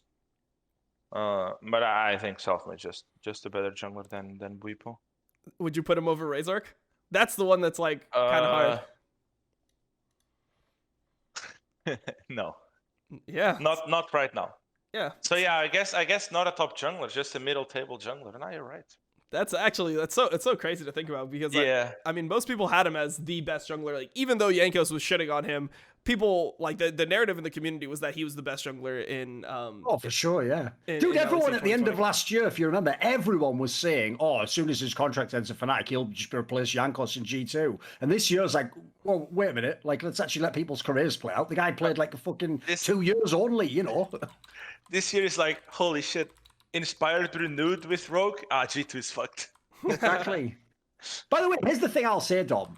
Even though I agree, like, I thought the spring split was pretty dodgy from Selfmade. This one was just like, of the 2 players, Selfmade and Leader, I'd be way more annoyed at Selfmade than I would Leader. Like, Leader just, like, he had his championship issues, and when he got his champions, he stomped some of the times, actually. By the way, almost every game Vitality ever won, Leader was one of the best players, far and away. Like, if not the best player. The problem with this in Selfmade is this. He himself is the ultimate feast and famine player at the moment in jungle. Like, he even in this split, he has games that are incredible. He has single games where he does just shit on the opponent, find every engage, every kill, but then he'll have a game right after where it's just nothing. He can't do anything at all in the game, and sometimes he's even picking champions that don't even fit his style. And then, quite frankly, he doesn't look like he's very versatile at the moment. Yep, he's super one-dimensional. I agree with that. It's just, but it's also like, I think there needs to be something more happening there. Like, something that I learned throughout the years is that whenever, like, these things, like, there's so much going on behind the scenes that affect that people just don't consider, just because, like, why would they, right? They don't see it. That it just leads me to think that there's something behind the scenes with Vitality, that, like, something happened that more than the players, like, something is there that's not allowing them to reach their full potential. That would be my take. I mean, it's just like a wild guess. Yeah, I mean, it's pretty hard. Like, when you look at Vitality and you look at the rosters that they've had, they pretty much always consistently underperformed their expectations. Even the split, a previous split, right? Like, Melitza was pretty hyped coming into that. People thought that Skeens was fine. Like, he was definitely serviceable. There was a lot of hype around Sagenda. He was one of the most hyped top laners coming out of ERLs. And then with Lebrav and Comp still there, people. The expectation was that this would be a playoff team, that they would get like 6th, maybe 5th. Like, that would be pretty much where they would end off, and it ended up being a 10th place split. So I feel like something is strange about Vitality. The fact that they always seem to, like, collapse. I don't know. It's so strange. Like, either that or they're just the most unlucky organization of all time. So let's move into their opponent, which was Fnatic, because I don't think Fnatic actually looked that good in this series. Like, I was pretty disappointed. It does seem, to me, it seems like the upset show, and either upset 1v9s the game or Fnatic loses. That's what I felt a bit in that series. I think that Bwipo had good games here and there. Obviously, we don't know in what conditions Adam played, right? And to be fair, like, I was not really impressed by their drafts, so to say. But I think that, like, they still show that they are the better team than Vitality. I think that going into 5 games and like wouldn't necessarily change that, but something else that I'm more worried is that I think they're a worse team than Misfits. Yeah, I think they're a worse team than Misfits opponent. too. I mean, the question would be, like you said, it was the upset show. Why does it always end up being the upset show with upset? Like, at some point, people start criticizing him because they're like, oh man, like every time that you join a team, this becomes what your team is. It's like either you get ahead and carry the whole game alone or your team loses. Do you think that this is just like unlucky as a circumstance? Is he really just like that demanding of resources as a player? What's your take on why it's always the upset show? He's very demanding, but it's not like he's bad. Like, he's demanding. Remember when we talked about the AD carries having an ego and like, I want that and I want this? Like, he will say that, but he won't int if you don't give it to him. Mm-hmm. And I think that Wipo would be the type of player that, like, if he needs to do something else, he will say it and it would be fine. I just think that right now, outside of bot, the rest of the teams have better players. I think that outside of Vitality, I think that Wipo is the worst jungler left in playoffs. I wouldn't consider Adam to be a top laner of the ones that are still left there. And to be fair, compared to Spring Split, Niski is playing worse. Yeah. I mean, I think that's a fair assessment. I don't think they're playing. I don't think like that's the thing that changes from NA, right? It's like, I don't think that these players are bad or that they're playing bad. Like, when I say that Wipo not being a top jungler or Adam not being a good top laner, I'm comparing to the people that are left in LEC playoffs, right? Yes. And when I put like, and when we see that Wipo, the next opponents that he has is, who else is left? Like Rasork, Inspired, Jankos, and Elyoya. Like, of course he's the worst jungler left in that position. You know, it's not that he's bad or anything, but when you compare to the rest, I think that either upset carries or they would be where I think they deserve to be in a way. Mm-hmm. Guilhoto, the year that you had upset in OG, was that a time where, like, because obviously in that team, in theory, his solo lanes are on paper very good players. Like, I'm sure he was a lot more accommodating in that team, right, than the stories you've heard about the teams where he was just like, everything has to go through me, basically. Well, he still wanted a lot of things to go through him. But I think that, like, I don't see that as a bad thing, you know. For me, that's not necessarily a bad thing. I just think that I just think that the people that give the resources need to be able to alpha him out and tell him, no, I can't go. And he will adapt very well to those situations, you know. Mm-hmm. But I think that, like, and like, I mean, we talked about this, me and Drago, a lot. I think that Xerxes wasn't comfortable enough to just say no to upset. Right. So then we started having like a lot of struggles in that sense, because then Barney wants some resources and Xerxes wasn't like strong enough to tell him no as well. So then we're like just all over the place. When he was saying more resources, don't you think he just meant a support that wasn't Jack Troll, or was that that not upset, the resource? Okay, upset wanted Jack Troll. I'm not letting him get away from this. Headline okay, of the video. I'll Write it down, Tom. There's the headline of the video. I mean, it's not like he had a lot of choices, right? This what happened. I think I told this like once before. All right. Destiny had an injury in his wrist. Mm-hmm. And once I told Casper that Destiny has an injury in his wrist, and the message that I got from Casper was that Mitch is not allowed to play more than 10 solo queues a week. Whoa. And I'm like, what? If he's not allowed to play more than 10 solo queues a week, like, he just sucks. So we need to find a replacement. The guy he's talking about, Casper, is like the sporting director or whatever of Astralis, and he basically comes from real world sports. He played a game called Handball, so he's kind of a boomer. I mean, so, and you know, Dom, that like 10 solo queues a week is like it's nothing. It's nothing. It's like, one it just a day. doesn't Like, exist. it's in Korea, they do that. It just doesn't exist. Yeah. So like then we need to find a solution, because then he was also like reducing scrims and here and there to like save his wrist. And by the way, the indication that I had is that this would be the indication till the end of the split, that he wouldn't change until the end of the split. So like then I'm like, okay, I mean, we need a replacement. Like there's no way around it. Like we just there's no way around it. Mm-hmm. And by the time that Mitch was getting better, we were, and Upset included, we already set on Jack Troll. There was no other option available though. Yeah. Do you think Jack Troll's unfairly criticized, like having coached him? I think yes. I'm not saying that like I'm not saying that like he's the best player or anything, but I think he's way more criticized than what he deserves. I think he's like very hardworking, which is like surprising. I think he has his flaws that are very, very visible, and that's why I think it's so easy to criticize him. But at the same time, like his strengths are also something that rarely are appreciated.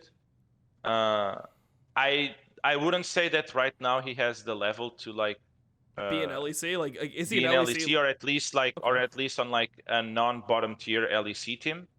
I don't think that that's the case.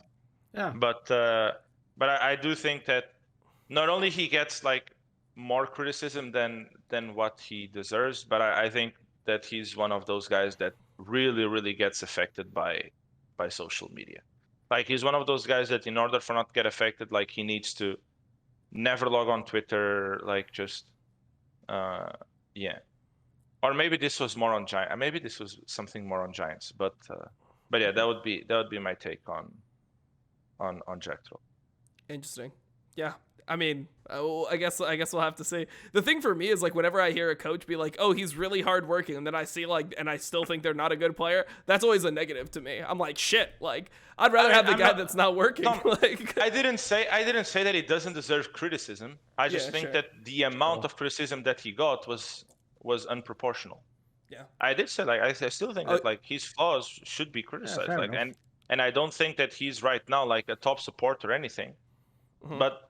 Like, I think that with Jack Troll, it reached to like a point where, like, it was just straight up, like, it was you would see like Jack Troll miss a hook in lane, and he would just what the fuck is this guy doing? Like, don't ever pick trash again. Like, what the fuck? It's just yeah. I mean, he's one of those like I mean, he falls into the promiscuous category of people like LEC supports that. In people's minds have gotten too many chances at that level that people just don't want to ever see again in LEC, regardless of like how good they are. I agree. So. And I'm like, to be honest, now as a fan, I'm kind of that to promiscuous. I'm not, what am I lying? I just feel the same, and that makes me like criticize him more than probably he deserves, you know? Yeah, of course. You're just done with talk about some of the playoff teams. Yeah, sure. Isn't everyone done with promiscuous? I think even promiscuous done with promiscuous. It's just he is promiscuous, so he can't stop. Oh man. Well, Jesus. I mean, like we can definitely move on the conversation away from Fnatic. I mean, we could talk Misfits versus Rogue. I think that was an unexpected series just in general. Like, I don't think people expected Misfits to go to 5 games with Rogue. And the thing that I thought they should have won the 5th game. Yeah, dude, there's the bigger thing, Dom. It's not just that they went to 5 games. They had the 5th game. They were 1 kill away from it being won. It was almost over. If Viego isn't the champion in that moment with all the kills, isn't the game just over? Like they had Ocean Soul and Baron or something, right? It was brutal. At some point. Like the game was won. Like merit to Rogue, to be fair, for like finding a way. I mean, and obviously to Inspired on that play. That play was like absolutely insane. But like it just comes to show like Misfits was not just as per usual by Misfits, which like usually this always happens with Misfits, but this time around, they weren't just a regular spit wonder.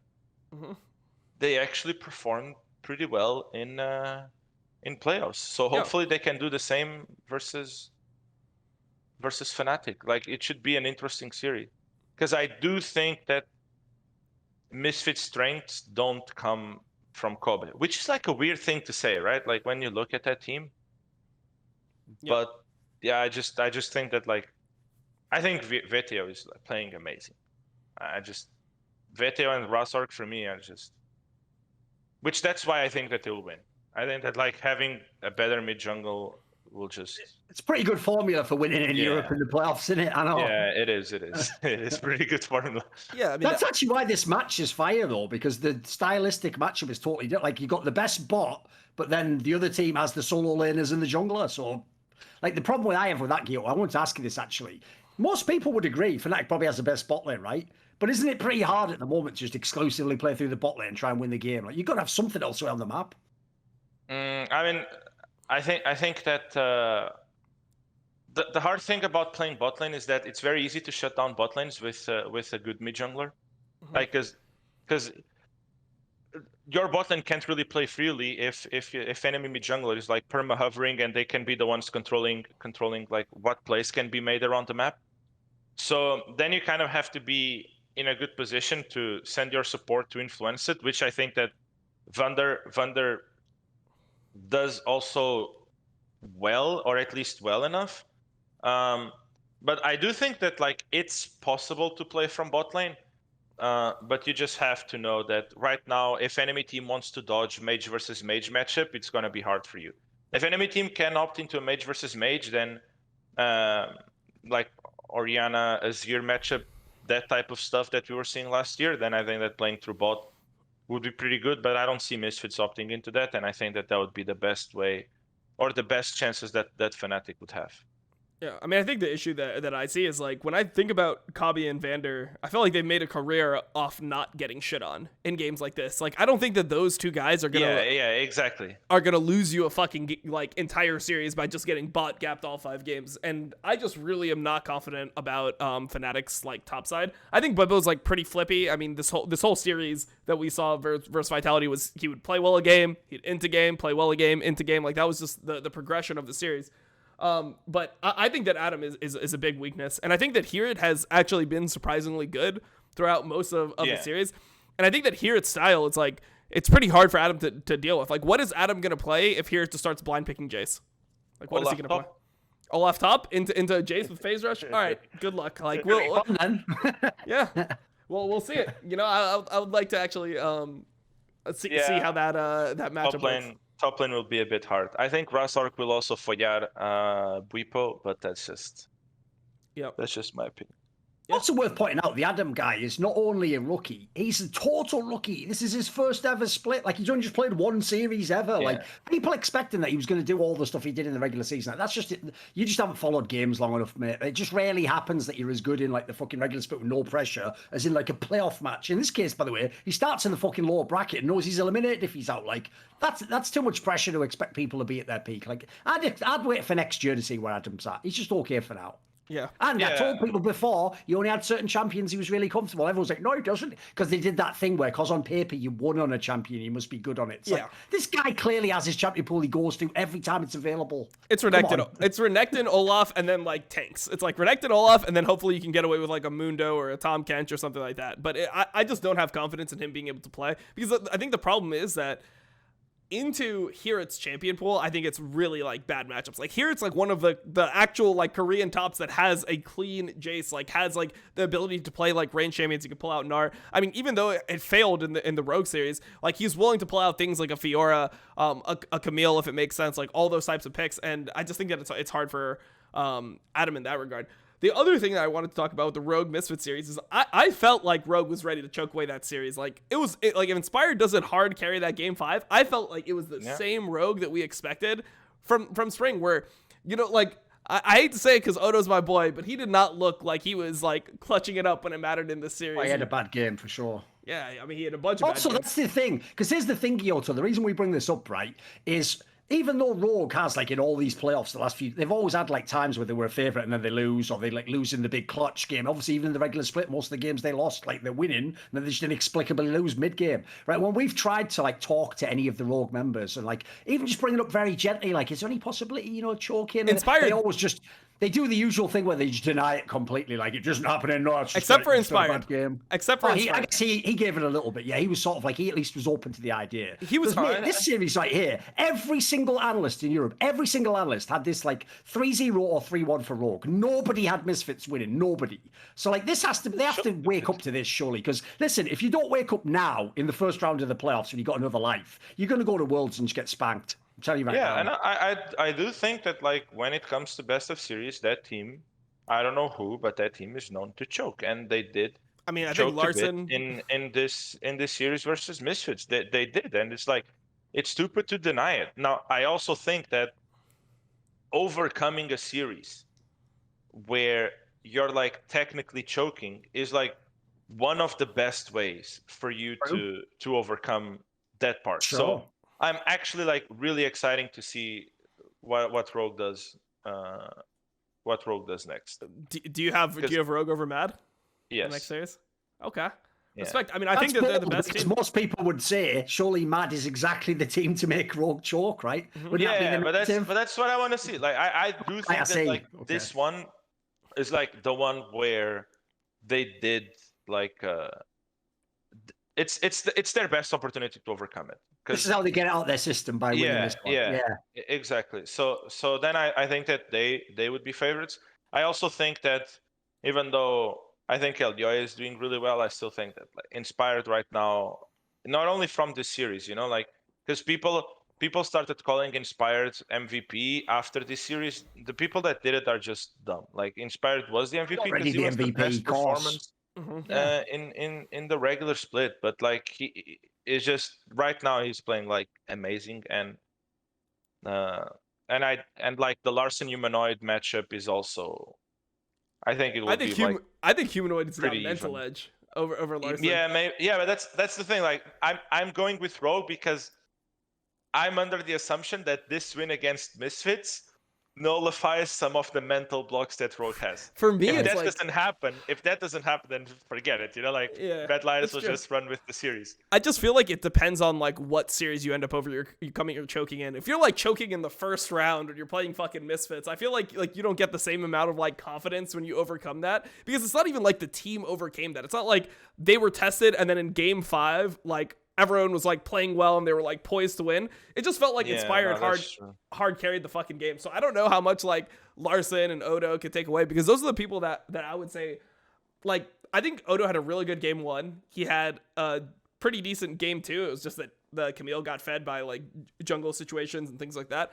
But then I felt like as the series went on, it just got worse and worse for Odo. So for me, I'm just not convinced that this is like the series that can work. And yeah, like we said, I mean, it's probably one of the worst matchups for Rogue, because Mad Lions, they're never out of a game, right? Like they never actually give up.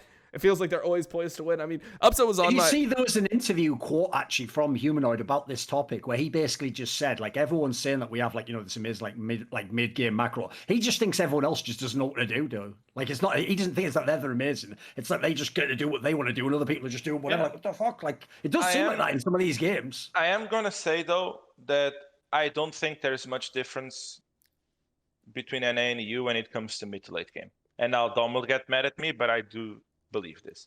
No, I think that's fine. I think there's like a difference in like individual and a difference in execution and the way that teams play fights. But when it comes to like what teams do, I don't think there's much of a difference. Before you could argue like the NARAM and that type of shit. Oh yeah, the side lane was way better in Europe, but no one side lanes anywhere now. But now, yeah, exactly. Like now Europe is not doing that. So like then I don't think there's much of a difference.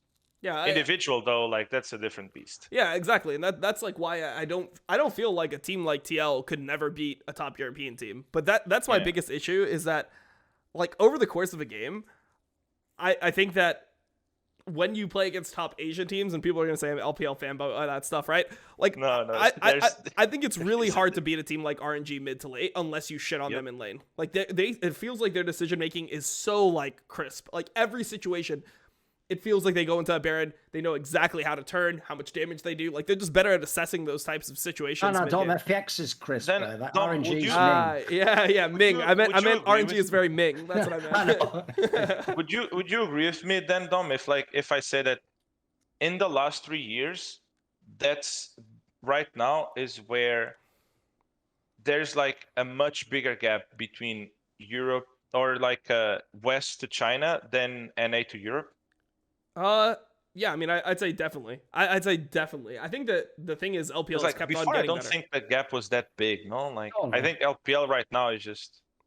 Yeah, I think they're really good. I mean, I think it's mainly the top 3 teams of LPL. Like, I think the fourth team... I don't know what they feed them. Like, I don't know what they give them to eat, what they eat at breakfast and shit, but like, what the fuck's going on there? I mean, I would assume like Chinese food, considering like where the region is. Like, I don't know, man. What do you want from me? Like... No, I just like, I don't know what's happened. Like because I mean, for people that don't see LPL, like the Danny play happens every series. Basically, yeah, true. Put it this way, dude. Even though it was on Well, Reddit, like except- that rare one that night did. Like even then, except half of them WWE. don't even get to Reddit. Like that's the craziest thing. People all say they watch LPL. Half the time, the big highlight players don't even get on the front page. Like what? Yeah, I mean, people don't even watch. Like most people don't even watch. Like you mention things to them, I mean, yeah, it's crazy. But I think the biggest, except the WWE series, no Dom, that series was kind of trash. that series was trash. But that's what I'm saying. I think that the 4th seed from LPL is actually going to be like relatively beatable.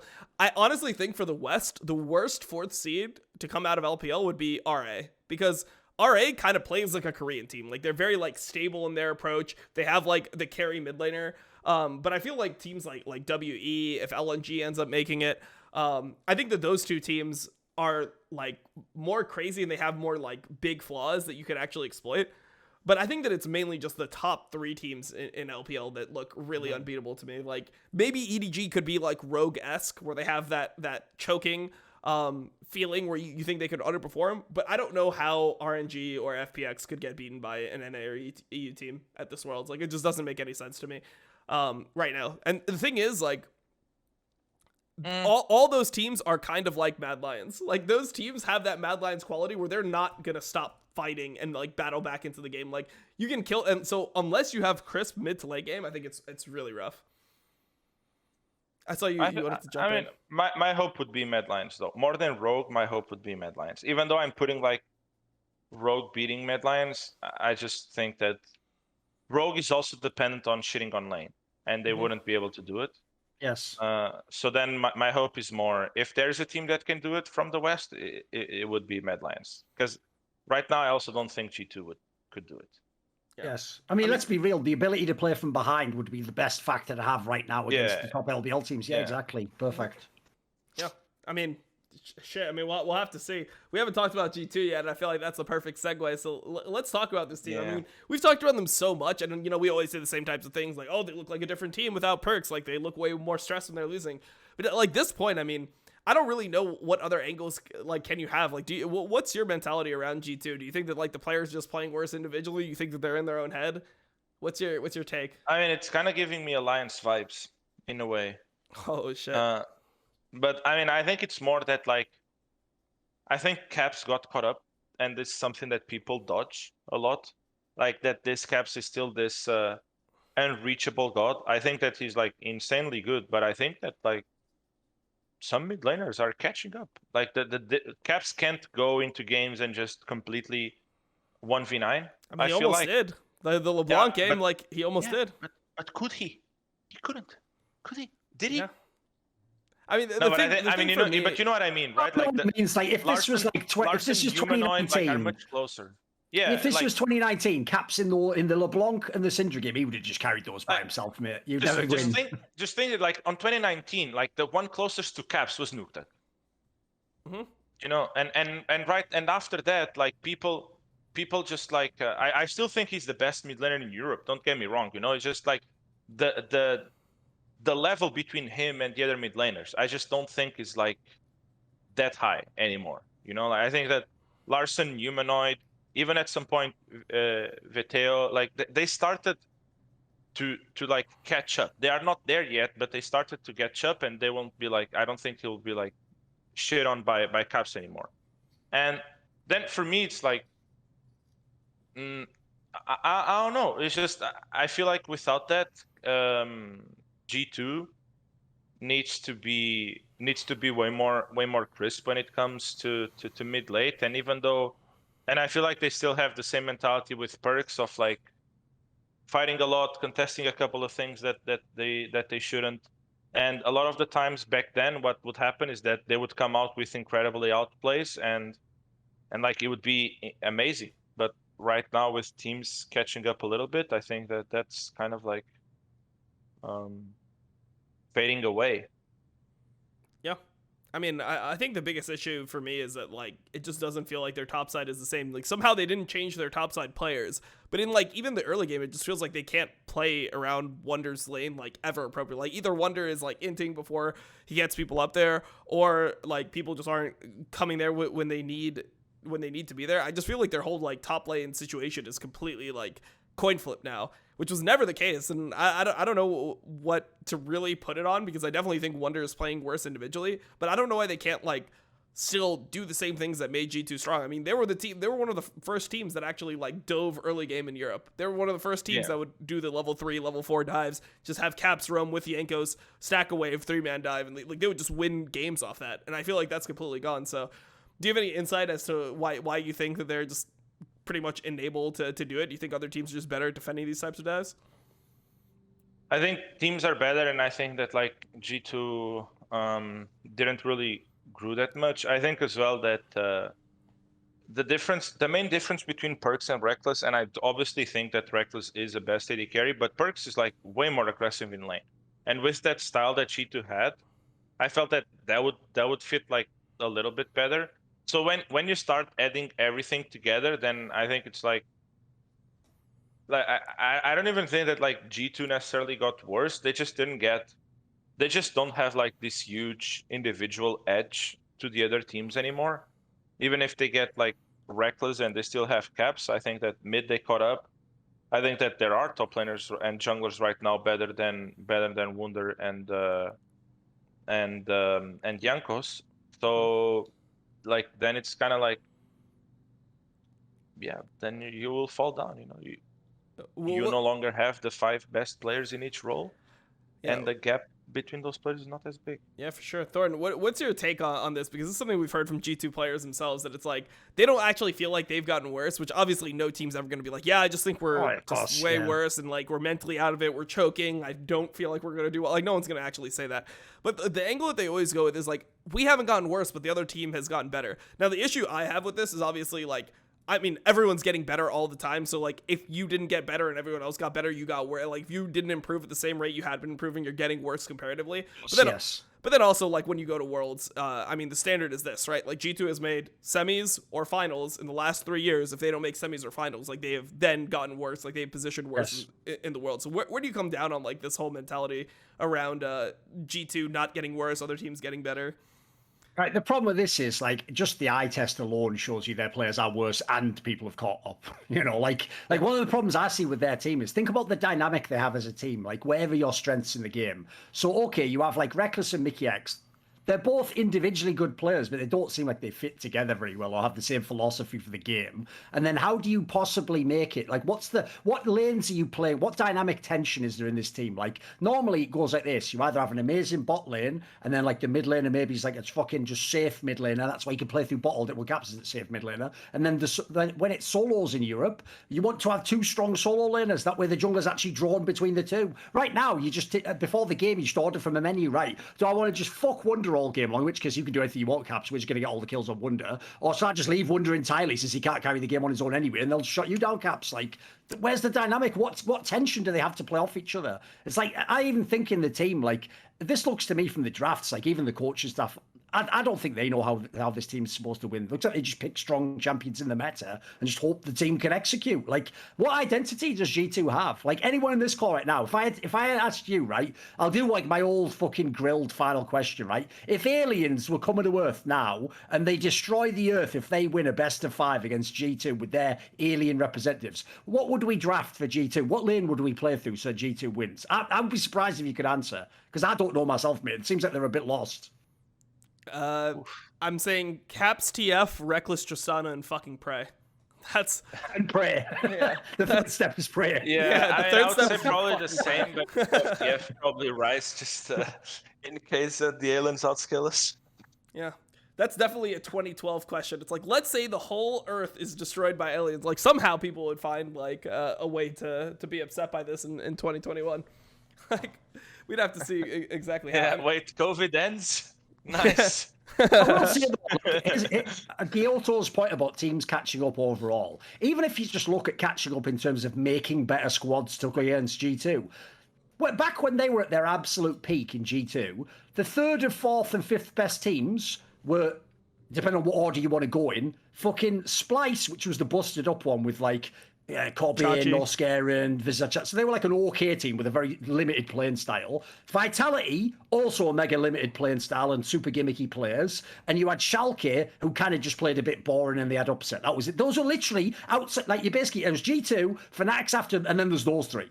Like, you're supposed to just win every game when you play against those guys. That's why I even told them when they were getting cocky after season 9, like, oh, if you guys want to like brag, then go undefeated in LEC. Show me how fucking sick you are, because that would be like true G. The problem is now you look at it, right? Just look at this playoffs here. At the beginning of the playoffs, assuming you take Vitality, I don't think anyone really thought Vitality could do anything. I personally was a bit skeptical about Fnatic, but they had good best of ones, so some people probably thought they were pretty good. The upper bracket was fire. Look at the upper bracket, like Rogue. Arguably, like, best players in the fucking region in every role almost. Never lose a game almost. You have fucking Misfits, even though it's all rookies, like, nearly all of them have been having fantastic splits, teams put together very, very well. They have a defined playing style that they will win against certain teams with. Mad Lions actually looks like they're fantastically coached. They always seem to know what to do in the mid-game. Then you have, who's the other team I'm missing at this point in time? G2. I'm missing one. Oh, G2. It was G2 themselves, and they have all these sick players. So, like, you see, like, the competition level is way higher. So I even think, quite frankly, even if you could get season 9 G2 and Time Machine and bring them to now, they wouldn't be as good, of course. Like, put it this way, they weren't playing against people like Rogue back then. As much as people used to big up Fnatic, it's like Fnatic only really got bigged up because they were the only competition. Like, they weren't as good as G2. Yeah. Well, What? did lose to us on the 2019 G2. Oh, the spring one, yeah, true. Yeah. Exactly. I don't think they were like. I don't think Fnatic was like remotely that good. I think that like on at least on spring, I agree like everything you said. I just think that on spring, Fnatic just wasn't terrible at all. It's the saddest thing, dude. It was just G2. Here's the saddest thing, and I might bomb you up by saying this. The real team that was supposed to actually give G2 competition in this era was the fucking spring lineup of Origin. Yeah. That was the team that had like the right players, nice style, had like some good ideas, smart players. Like, sadly, the way it fell apart just fucked it all. That was supposed to be the real rival, right? Absolutely destroyed by them in the final. Like, it was the fastest fucking finals ever. It was just, man, it was just really tough. But that's why for me that G2 will always like stayed in my head as the only team that I've ever played against where I felt like there was just no chance. It's impossible to win, right? Yeah, there was just like no chance. That was like the only team that will stay in my mind like that. But I mean, I think that I do agree with you, Dom. Like, if they didn't get as fast, if they didn't improve as fast as other teams, then they technically did get worse. I think that that's what's happening to them. But I'm also like, I'm also thinking, like, shouldn't this, like, if G2 would ever be making a comeback, this would be the split to do it. Because I think that beforehand you could always argue that they lost motivation, they won so much, blah blah, like all that stuff. Don't try it that hard. But like, when you lose the title, like the next one, you kind of like you get all that back, right? But once they didn't, my faith on like G2 ever coming back to form kind of like fades away. Yep, absolutely. Like, listen, I'm not saying this to be a dick, right? But I'll loop the whole conversation back to the beginning of the show, and I want to ask you a question here, Guilhoto. Right? Is there an exception for perks in this sense? Because you know the beginning of the show was all about like shot calling, and you don't need one shot call. Well, here's the problem, right? Last year they had all the same players, but just plus perks. Like the same 4 players, and perks was like AD, right? They've obviously lost something in terms of like their understanding what to do in the mid game, the macro, the shotgun. Something's gone. Is it just perks? Like, is one player enough to rub all that off? Do you think someone else is fucked up in that sense? No, I think that they were just like really ahead in the meta back then, and now they wouldn't. I think that if something would change with perks in G2 right now, would just be by the fact that currently mages are playable bot, and that would basically be an advantage for them. But I still think that I think that fans or G2 fans that think that if Perks would stay in G2 and he would be playing AD carry when he clearly didn't want to play the role, if people think that G2 would still like be first place, yada yada, win the LEC easily and stuff, I don't think they're right. Yeah. Okay. I would even say they're delusional. Yeah, sure. Go for it. I mean, the question then becomes this. Yeah, they're fucking delusional. You heard it. Right, the title of the video is G2 fans are delusional. Guilhoto, the crackdown. There Yeah. you go. Guilhoto, I mean, honestly, Might get a few thoughts on Reddit. yeah, of course, sure. So my question would then become this, right? Like, let's say that they end up just the same level of performance. They narrowly beat Misfits. They end up going to Worlds, get fucking smacked, don't get out of group stage, don't contend for the title, etc. What changes are made next year? Like, what do you think happens? That's the spicy one, isn't it? Yeah. That's the spicy one. Well, what changes are made for G2? Top and jungle. Is that it? Or what? Or do they give up Reckless? What changes would you... Here's the problem. There's two questions you can ask here, Dom. It's either what changes would he make or what changes does he think they'll make? Which one do you want to answer? Which one would be more fun, do you think? I mean, which one do you want, Dom? Which one do you want? Yeah, which one of those two do you think we should ask? What changes would you make? There we go. Me, I would buy out Alphari. I mean, according to that, like, I just have unlimited money, right? Yeah. Assuming you can get the players, yeah. But again, a lot of players would obviously say yes, so you can kind of do that. Yeah. Yeah, I would either. I mean, obviously, like, Inspired, but let's try to be a bit realistic and like Inspired just renewed, right? So that's kind of like that's off the table. Here's a name I want to throw out at you. Here's a name of one of. I mean, I might be a little bit. Excuse me. I might be a little bit biased, but I want to throw a name out at you. He's going to say Broken Blade, I can tell you, right? You ready? Yep. Go on. Yep. Broken Blade. There is no way that I would get Broken Blade. I knew it. You don't think so? No. What do you think? What do you think? Because like I expect this guy to get because a better Broken Blade gives me, but Broken Blade on G2, like, it gives me no advantage. If I'm G2, the two things that I have to think is either I'm getting one of the best top laners in the West, which, sorry Dom, Broken Blade is not a top 3. Or I'm getting a top laner that is already on like a top team that I can take them and make my competition weaker. Which obviously Schalke is not my competition. They are literally out of the league. Yep. Right?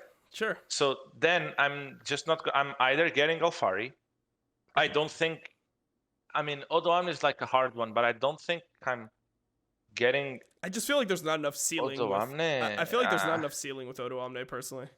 Yeah, plus I think ODOAMNE does need to play. I think ODOAMNE like fits really, really well with the Rogue lineup. I think that their bot lane is like insanely aggressive and G2 bot lane is not, and he's like insanely good at playing with like really low attention. It became a meme at this point, but like you consistently see him with getting pressured and like being even in CS, sometimes even ahead, and just doing really well later on. I just don't think that will work in G2. I think that like Alphari would be the perfect point for G2 because G2 has the best team fighting AD carry in Europe, but he's not like the best laner. So then I think that if you want to have like a pressure point, it should be through top. So I would probably say I would. I mean, Alphari is like the obvious choice. Other than even say, by the way, if you, maybe like you're saying there, there's obviously like a dynamic that's genius there, right? Which is if people like in LCS want to just gank Alphari all day long, then Upset's just free farming. It would work perfectly. Yep. Oh, Reckless. Sorry, I'm going. Yeah. I mean, it's just and like if people want to play as TSM and gank top, then I know that like I have a better top side because I already have caps. So like I'll just win the 3v3 if I want to match it. Yeah. Like in terms of junglers, to be fair, like between if you can't get Inspired, I think like between the Spanish lads, like just whoever you can get. I think both would be fine. To be fair. Yeah. I even feel like if I had to pick between the two, I actually think Razork, the way he played this year, was better this split. But I actually think if you just look at like what Elyoya looks like he brought to Mad Lions, that I might get Elyoya. I don't think they would. I don't think they would ever get Razork. Like he just doesn't seem like the type of player that G2 would want to get. I mean, it's the same thing with Odo. What way though? Because I feel like Razork is like very like confidence based, and he has like high highs and really low lows, and he's like and he's pretty like. Knowing him, it is. I did coach him when he was 16 years old. Okay. I mean, I'm assuming he's probably better at it now, but I don't think that G2 wants to like risk a potential split if like this guy just has a bad mentality or like he joins G2 and then suddenly like the first couple weeks go bad, everyone's shitting on him. Why did they get this jungler? This guy was shit for like 3/4 of his career. Like, why are they getting him now? Like, I feel like that would just potentially like just be a waste I think of time. Elyoya would actually be like, you're right. I think Elyoya would be like the best. It's also because like, you guys remember when we were talking about Adam, right? That like it's his full first year of playing, right? Yep. But Elioy only had 1 year of play before coming to LEC. So he had 1 year in Movistar. Before that, he was in Movistar Academy, like Pislo, second league, Spanish team. Who cares? It's a bunch of master tier Diamond 1 players. True. And then he gives the jump to Mad Lions, and he doesn't choke. And he's actually like played like really well. Yeah. So I think that having someone like that early on is actually like really good. So probably Elioya would be the change that I would make. Yeah. I mean, so top lane. I mean, so the reason why I think that G2 wouldn't get IWDominate is kind of similar to why you don't see like EG looking for a player like Impact. I feel like C9 looking for a player like Impact, and instead you see Impact going to EG. It's like when you have these top teams, I feel like they always want the top laner that has like the really high upside. Like they don't want a stable top laner who's going to be like consistently good. They want the top laner that could be like one of the best top laners in the entire world, have that like extra gear that they can kick it into. So I mean, my mentality with BB would be like the same thing. Like, I don't think they would be able to get Alphari. I think Alphari is just like a better version of BB. But I feel like right now, if you were to look in Europe and you wanted to find a top lane replacement, who else could you really get? Because I mean, there's Hirit on Misfits, right? And then you look at Armut. I don't think that Armut is consistent enough. Like, I think that, for example, Hirit and BB are just better than Armut. And then you have Odo, who's probably off the table. Adam is number one. He's not getting let go of Fnatic, but he's also somebody who's like not at the level that you'd want. Like, who else could you get on the radar? Yeah. Exactly. So who else could you get in G2? That's my question. If you did want to make a top lane change, do you want me to go with the biased, mega biased, super biased? You're gonna say SOAS, man. No, listen, I would take SOAS in a fucking heartbeat. He doesn't play the game at the moment. No, it's in the same vein though. I'd just go and get Cabochard. That's right. Have that. Stick that in your fucking pipe and smoke it. I don't give a fuck. I guarantee he'd come back. He'd be amazing. By the way, he'd love to play. Again, same as the point he made about Alphari. You think Cabochard wouldn't like to play in a game where he can just get all the top lane attention and Reckless just farms for the fucking team fight? That sounds like a fucking A+ idea. Listen, you might not know if he's a good player right now because he plays in the ERLs, but when someone's been good for enough years, as long as I know, like, behind the scenes, they don't have, like, like attitude problems or they're not practicing the game or something like that, I'll always give them a chance to potentially come back. Listen, it's a reach. I'm not saying it's the top of the list. It's a reach. What do you think, Guilhoto? Am I in my mind? I think from all this discussion, what I'm realizing is that top lane is by far the worst role in Europe. Worst role in Europe, exactly. Pretty bad. Yeah. Like Alphari left. Wunder like is not as dominant as he was, or he's not dominant at all, right? So I do think it's like the worst. So it's actually like. Really Wunder and Bwipo were the two best, right? Like Wunder and Bwipo were the two best with Alphari for years. Alphari's gone. Bwipo changed roles. Wunder is not playing well anymore. Let me ask you this. I'll throw this out there. It's a crazy idea, and it is purely a crazy idea, right? What would you think if they signed Bwipo to play top lane? I think that would be a mistake because Bwipo and Reckless they don't get along. It's true. Yeah. I mean, it would be actually an improved. Bwipo could be good. It would be an improved version of the Fnatic that made to finals, right? They would already have Bwipo, Reckless, Caps, like Mickey X Hillisang from back then. It's like probably the same, and then they would have a much better jungler.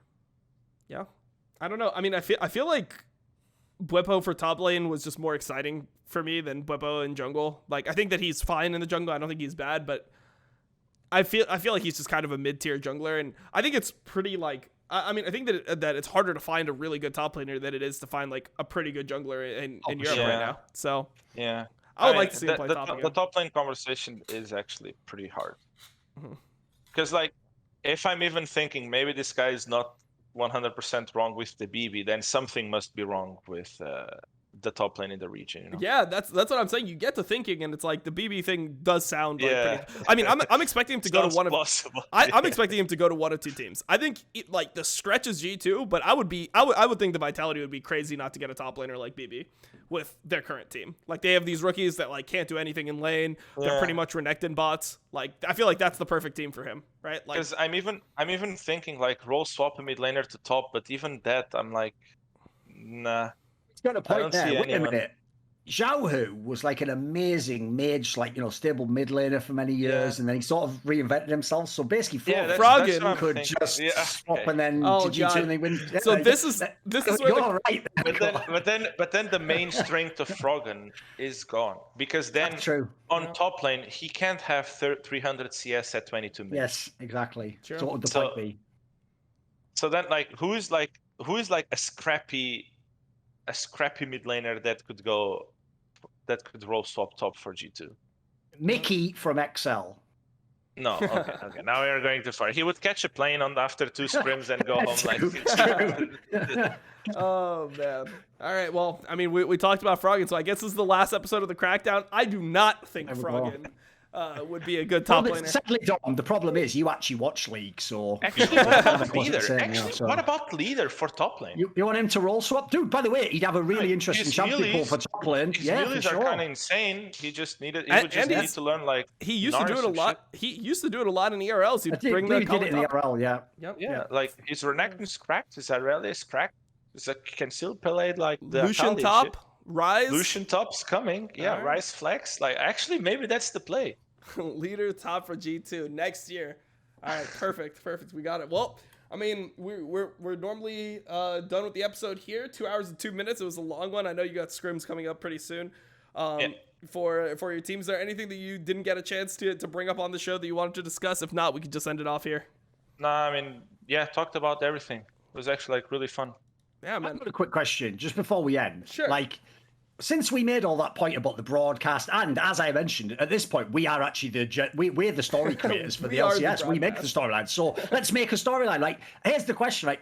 Give us like a fire soundbite for the TSM game. Like, it doesn't have to be that you win or something. Is there something you'll do? Like, will you like expose the flaws in the team, or will a certain player not be good? Or give me some angle before you go. I think that like the flaws were already exposed by TL. It's not like we will need to expose their flaws.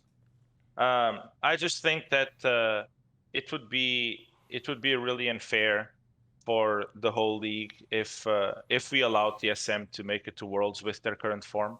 True. So I think it is our responsibility for the organization, for NA, to make sure that that CSM stays here. Also, it's like really good for the memes, right? Yeah, of course. Yes, it's super good for the memes. Imagine TSM loses to the 7th seeds. Well, look at this. Oh, the best part about it, think of the best part. Everyone, including TSM fans, is like, why do all these extra teams make the playoffs? So it's like, dude, if a team outside the top 6 beat them, that would actually be glorious. I can't even lie. No, but like on a serious note, on a more serious note, I do think we are favorites. Damn. Okay, I mean... Give us a reason then. For what reason, though? Because we know the TSM side, but you didn't give us a reason on your team. Why would your team be the favourites, though? Give us that angle. I just think we play better. Like, I can't tell you why. I think that our adaptation is better. I think that... shit. Go for it. Hey, look, I started thinking in memes originally. When you were bringing up the TSM, like, losing to Immortals memes... You already know which one it is. It's the Dardoch Grim Reaper. He knocked on the Dignitas door, killed the guy. His ex-teammates, right? It's all his former teams. I mean, to be fair, you could do this with Dardoch anytime he wins versus any team in the league because since he's literally played with fucking everyone. Like he's ex-teamed everywhere. But true. For the sake of the meme, we could do it. So like, it is. I'm just saying, like, we do feel pretty confident that we are facing TSM instead of TL.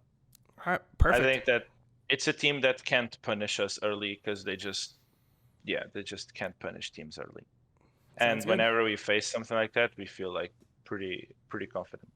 Plus, the way that we work is that we always need to have like the times that we do best. So I started doing it way more recently. Whenever we have some kind of like vengeance feeling against the team, then we always perform better. Like, after the 100 Thieves players accused us of faking a fire alarm, that was like our mojo, and then we went 2-1 versus 100 Thieves this split. Versus Dignitas, like we put in our heads that they were the ones to blame for Dardoch's situation, for Dardoch not being playing. Like, and even if it's not true, we just put that in our heads. Yeah, so then we have like revenge against Dignitas and against TSMs. Like, it's the only team that we didn't beat during the whole split. It's literally okay. the only team. So then we want revenge on that sense. So Sounds good. Well, it was a good episode. usually It was a when lot of we fun. have that, it works well. Thank you, man. It was a Thank good you. one. I appreciate you being here. Yeah, coaches. I mean, Thorn, we have the key. It's coaches every time. You know, they always make the best episodes. Oh. So yeah, appreciate you being here, Guilhoto. Good luck this weekend, and we will talk to you another time. All right. Thank you. See See ya. ya.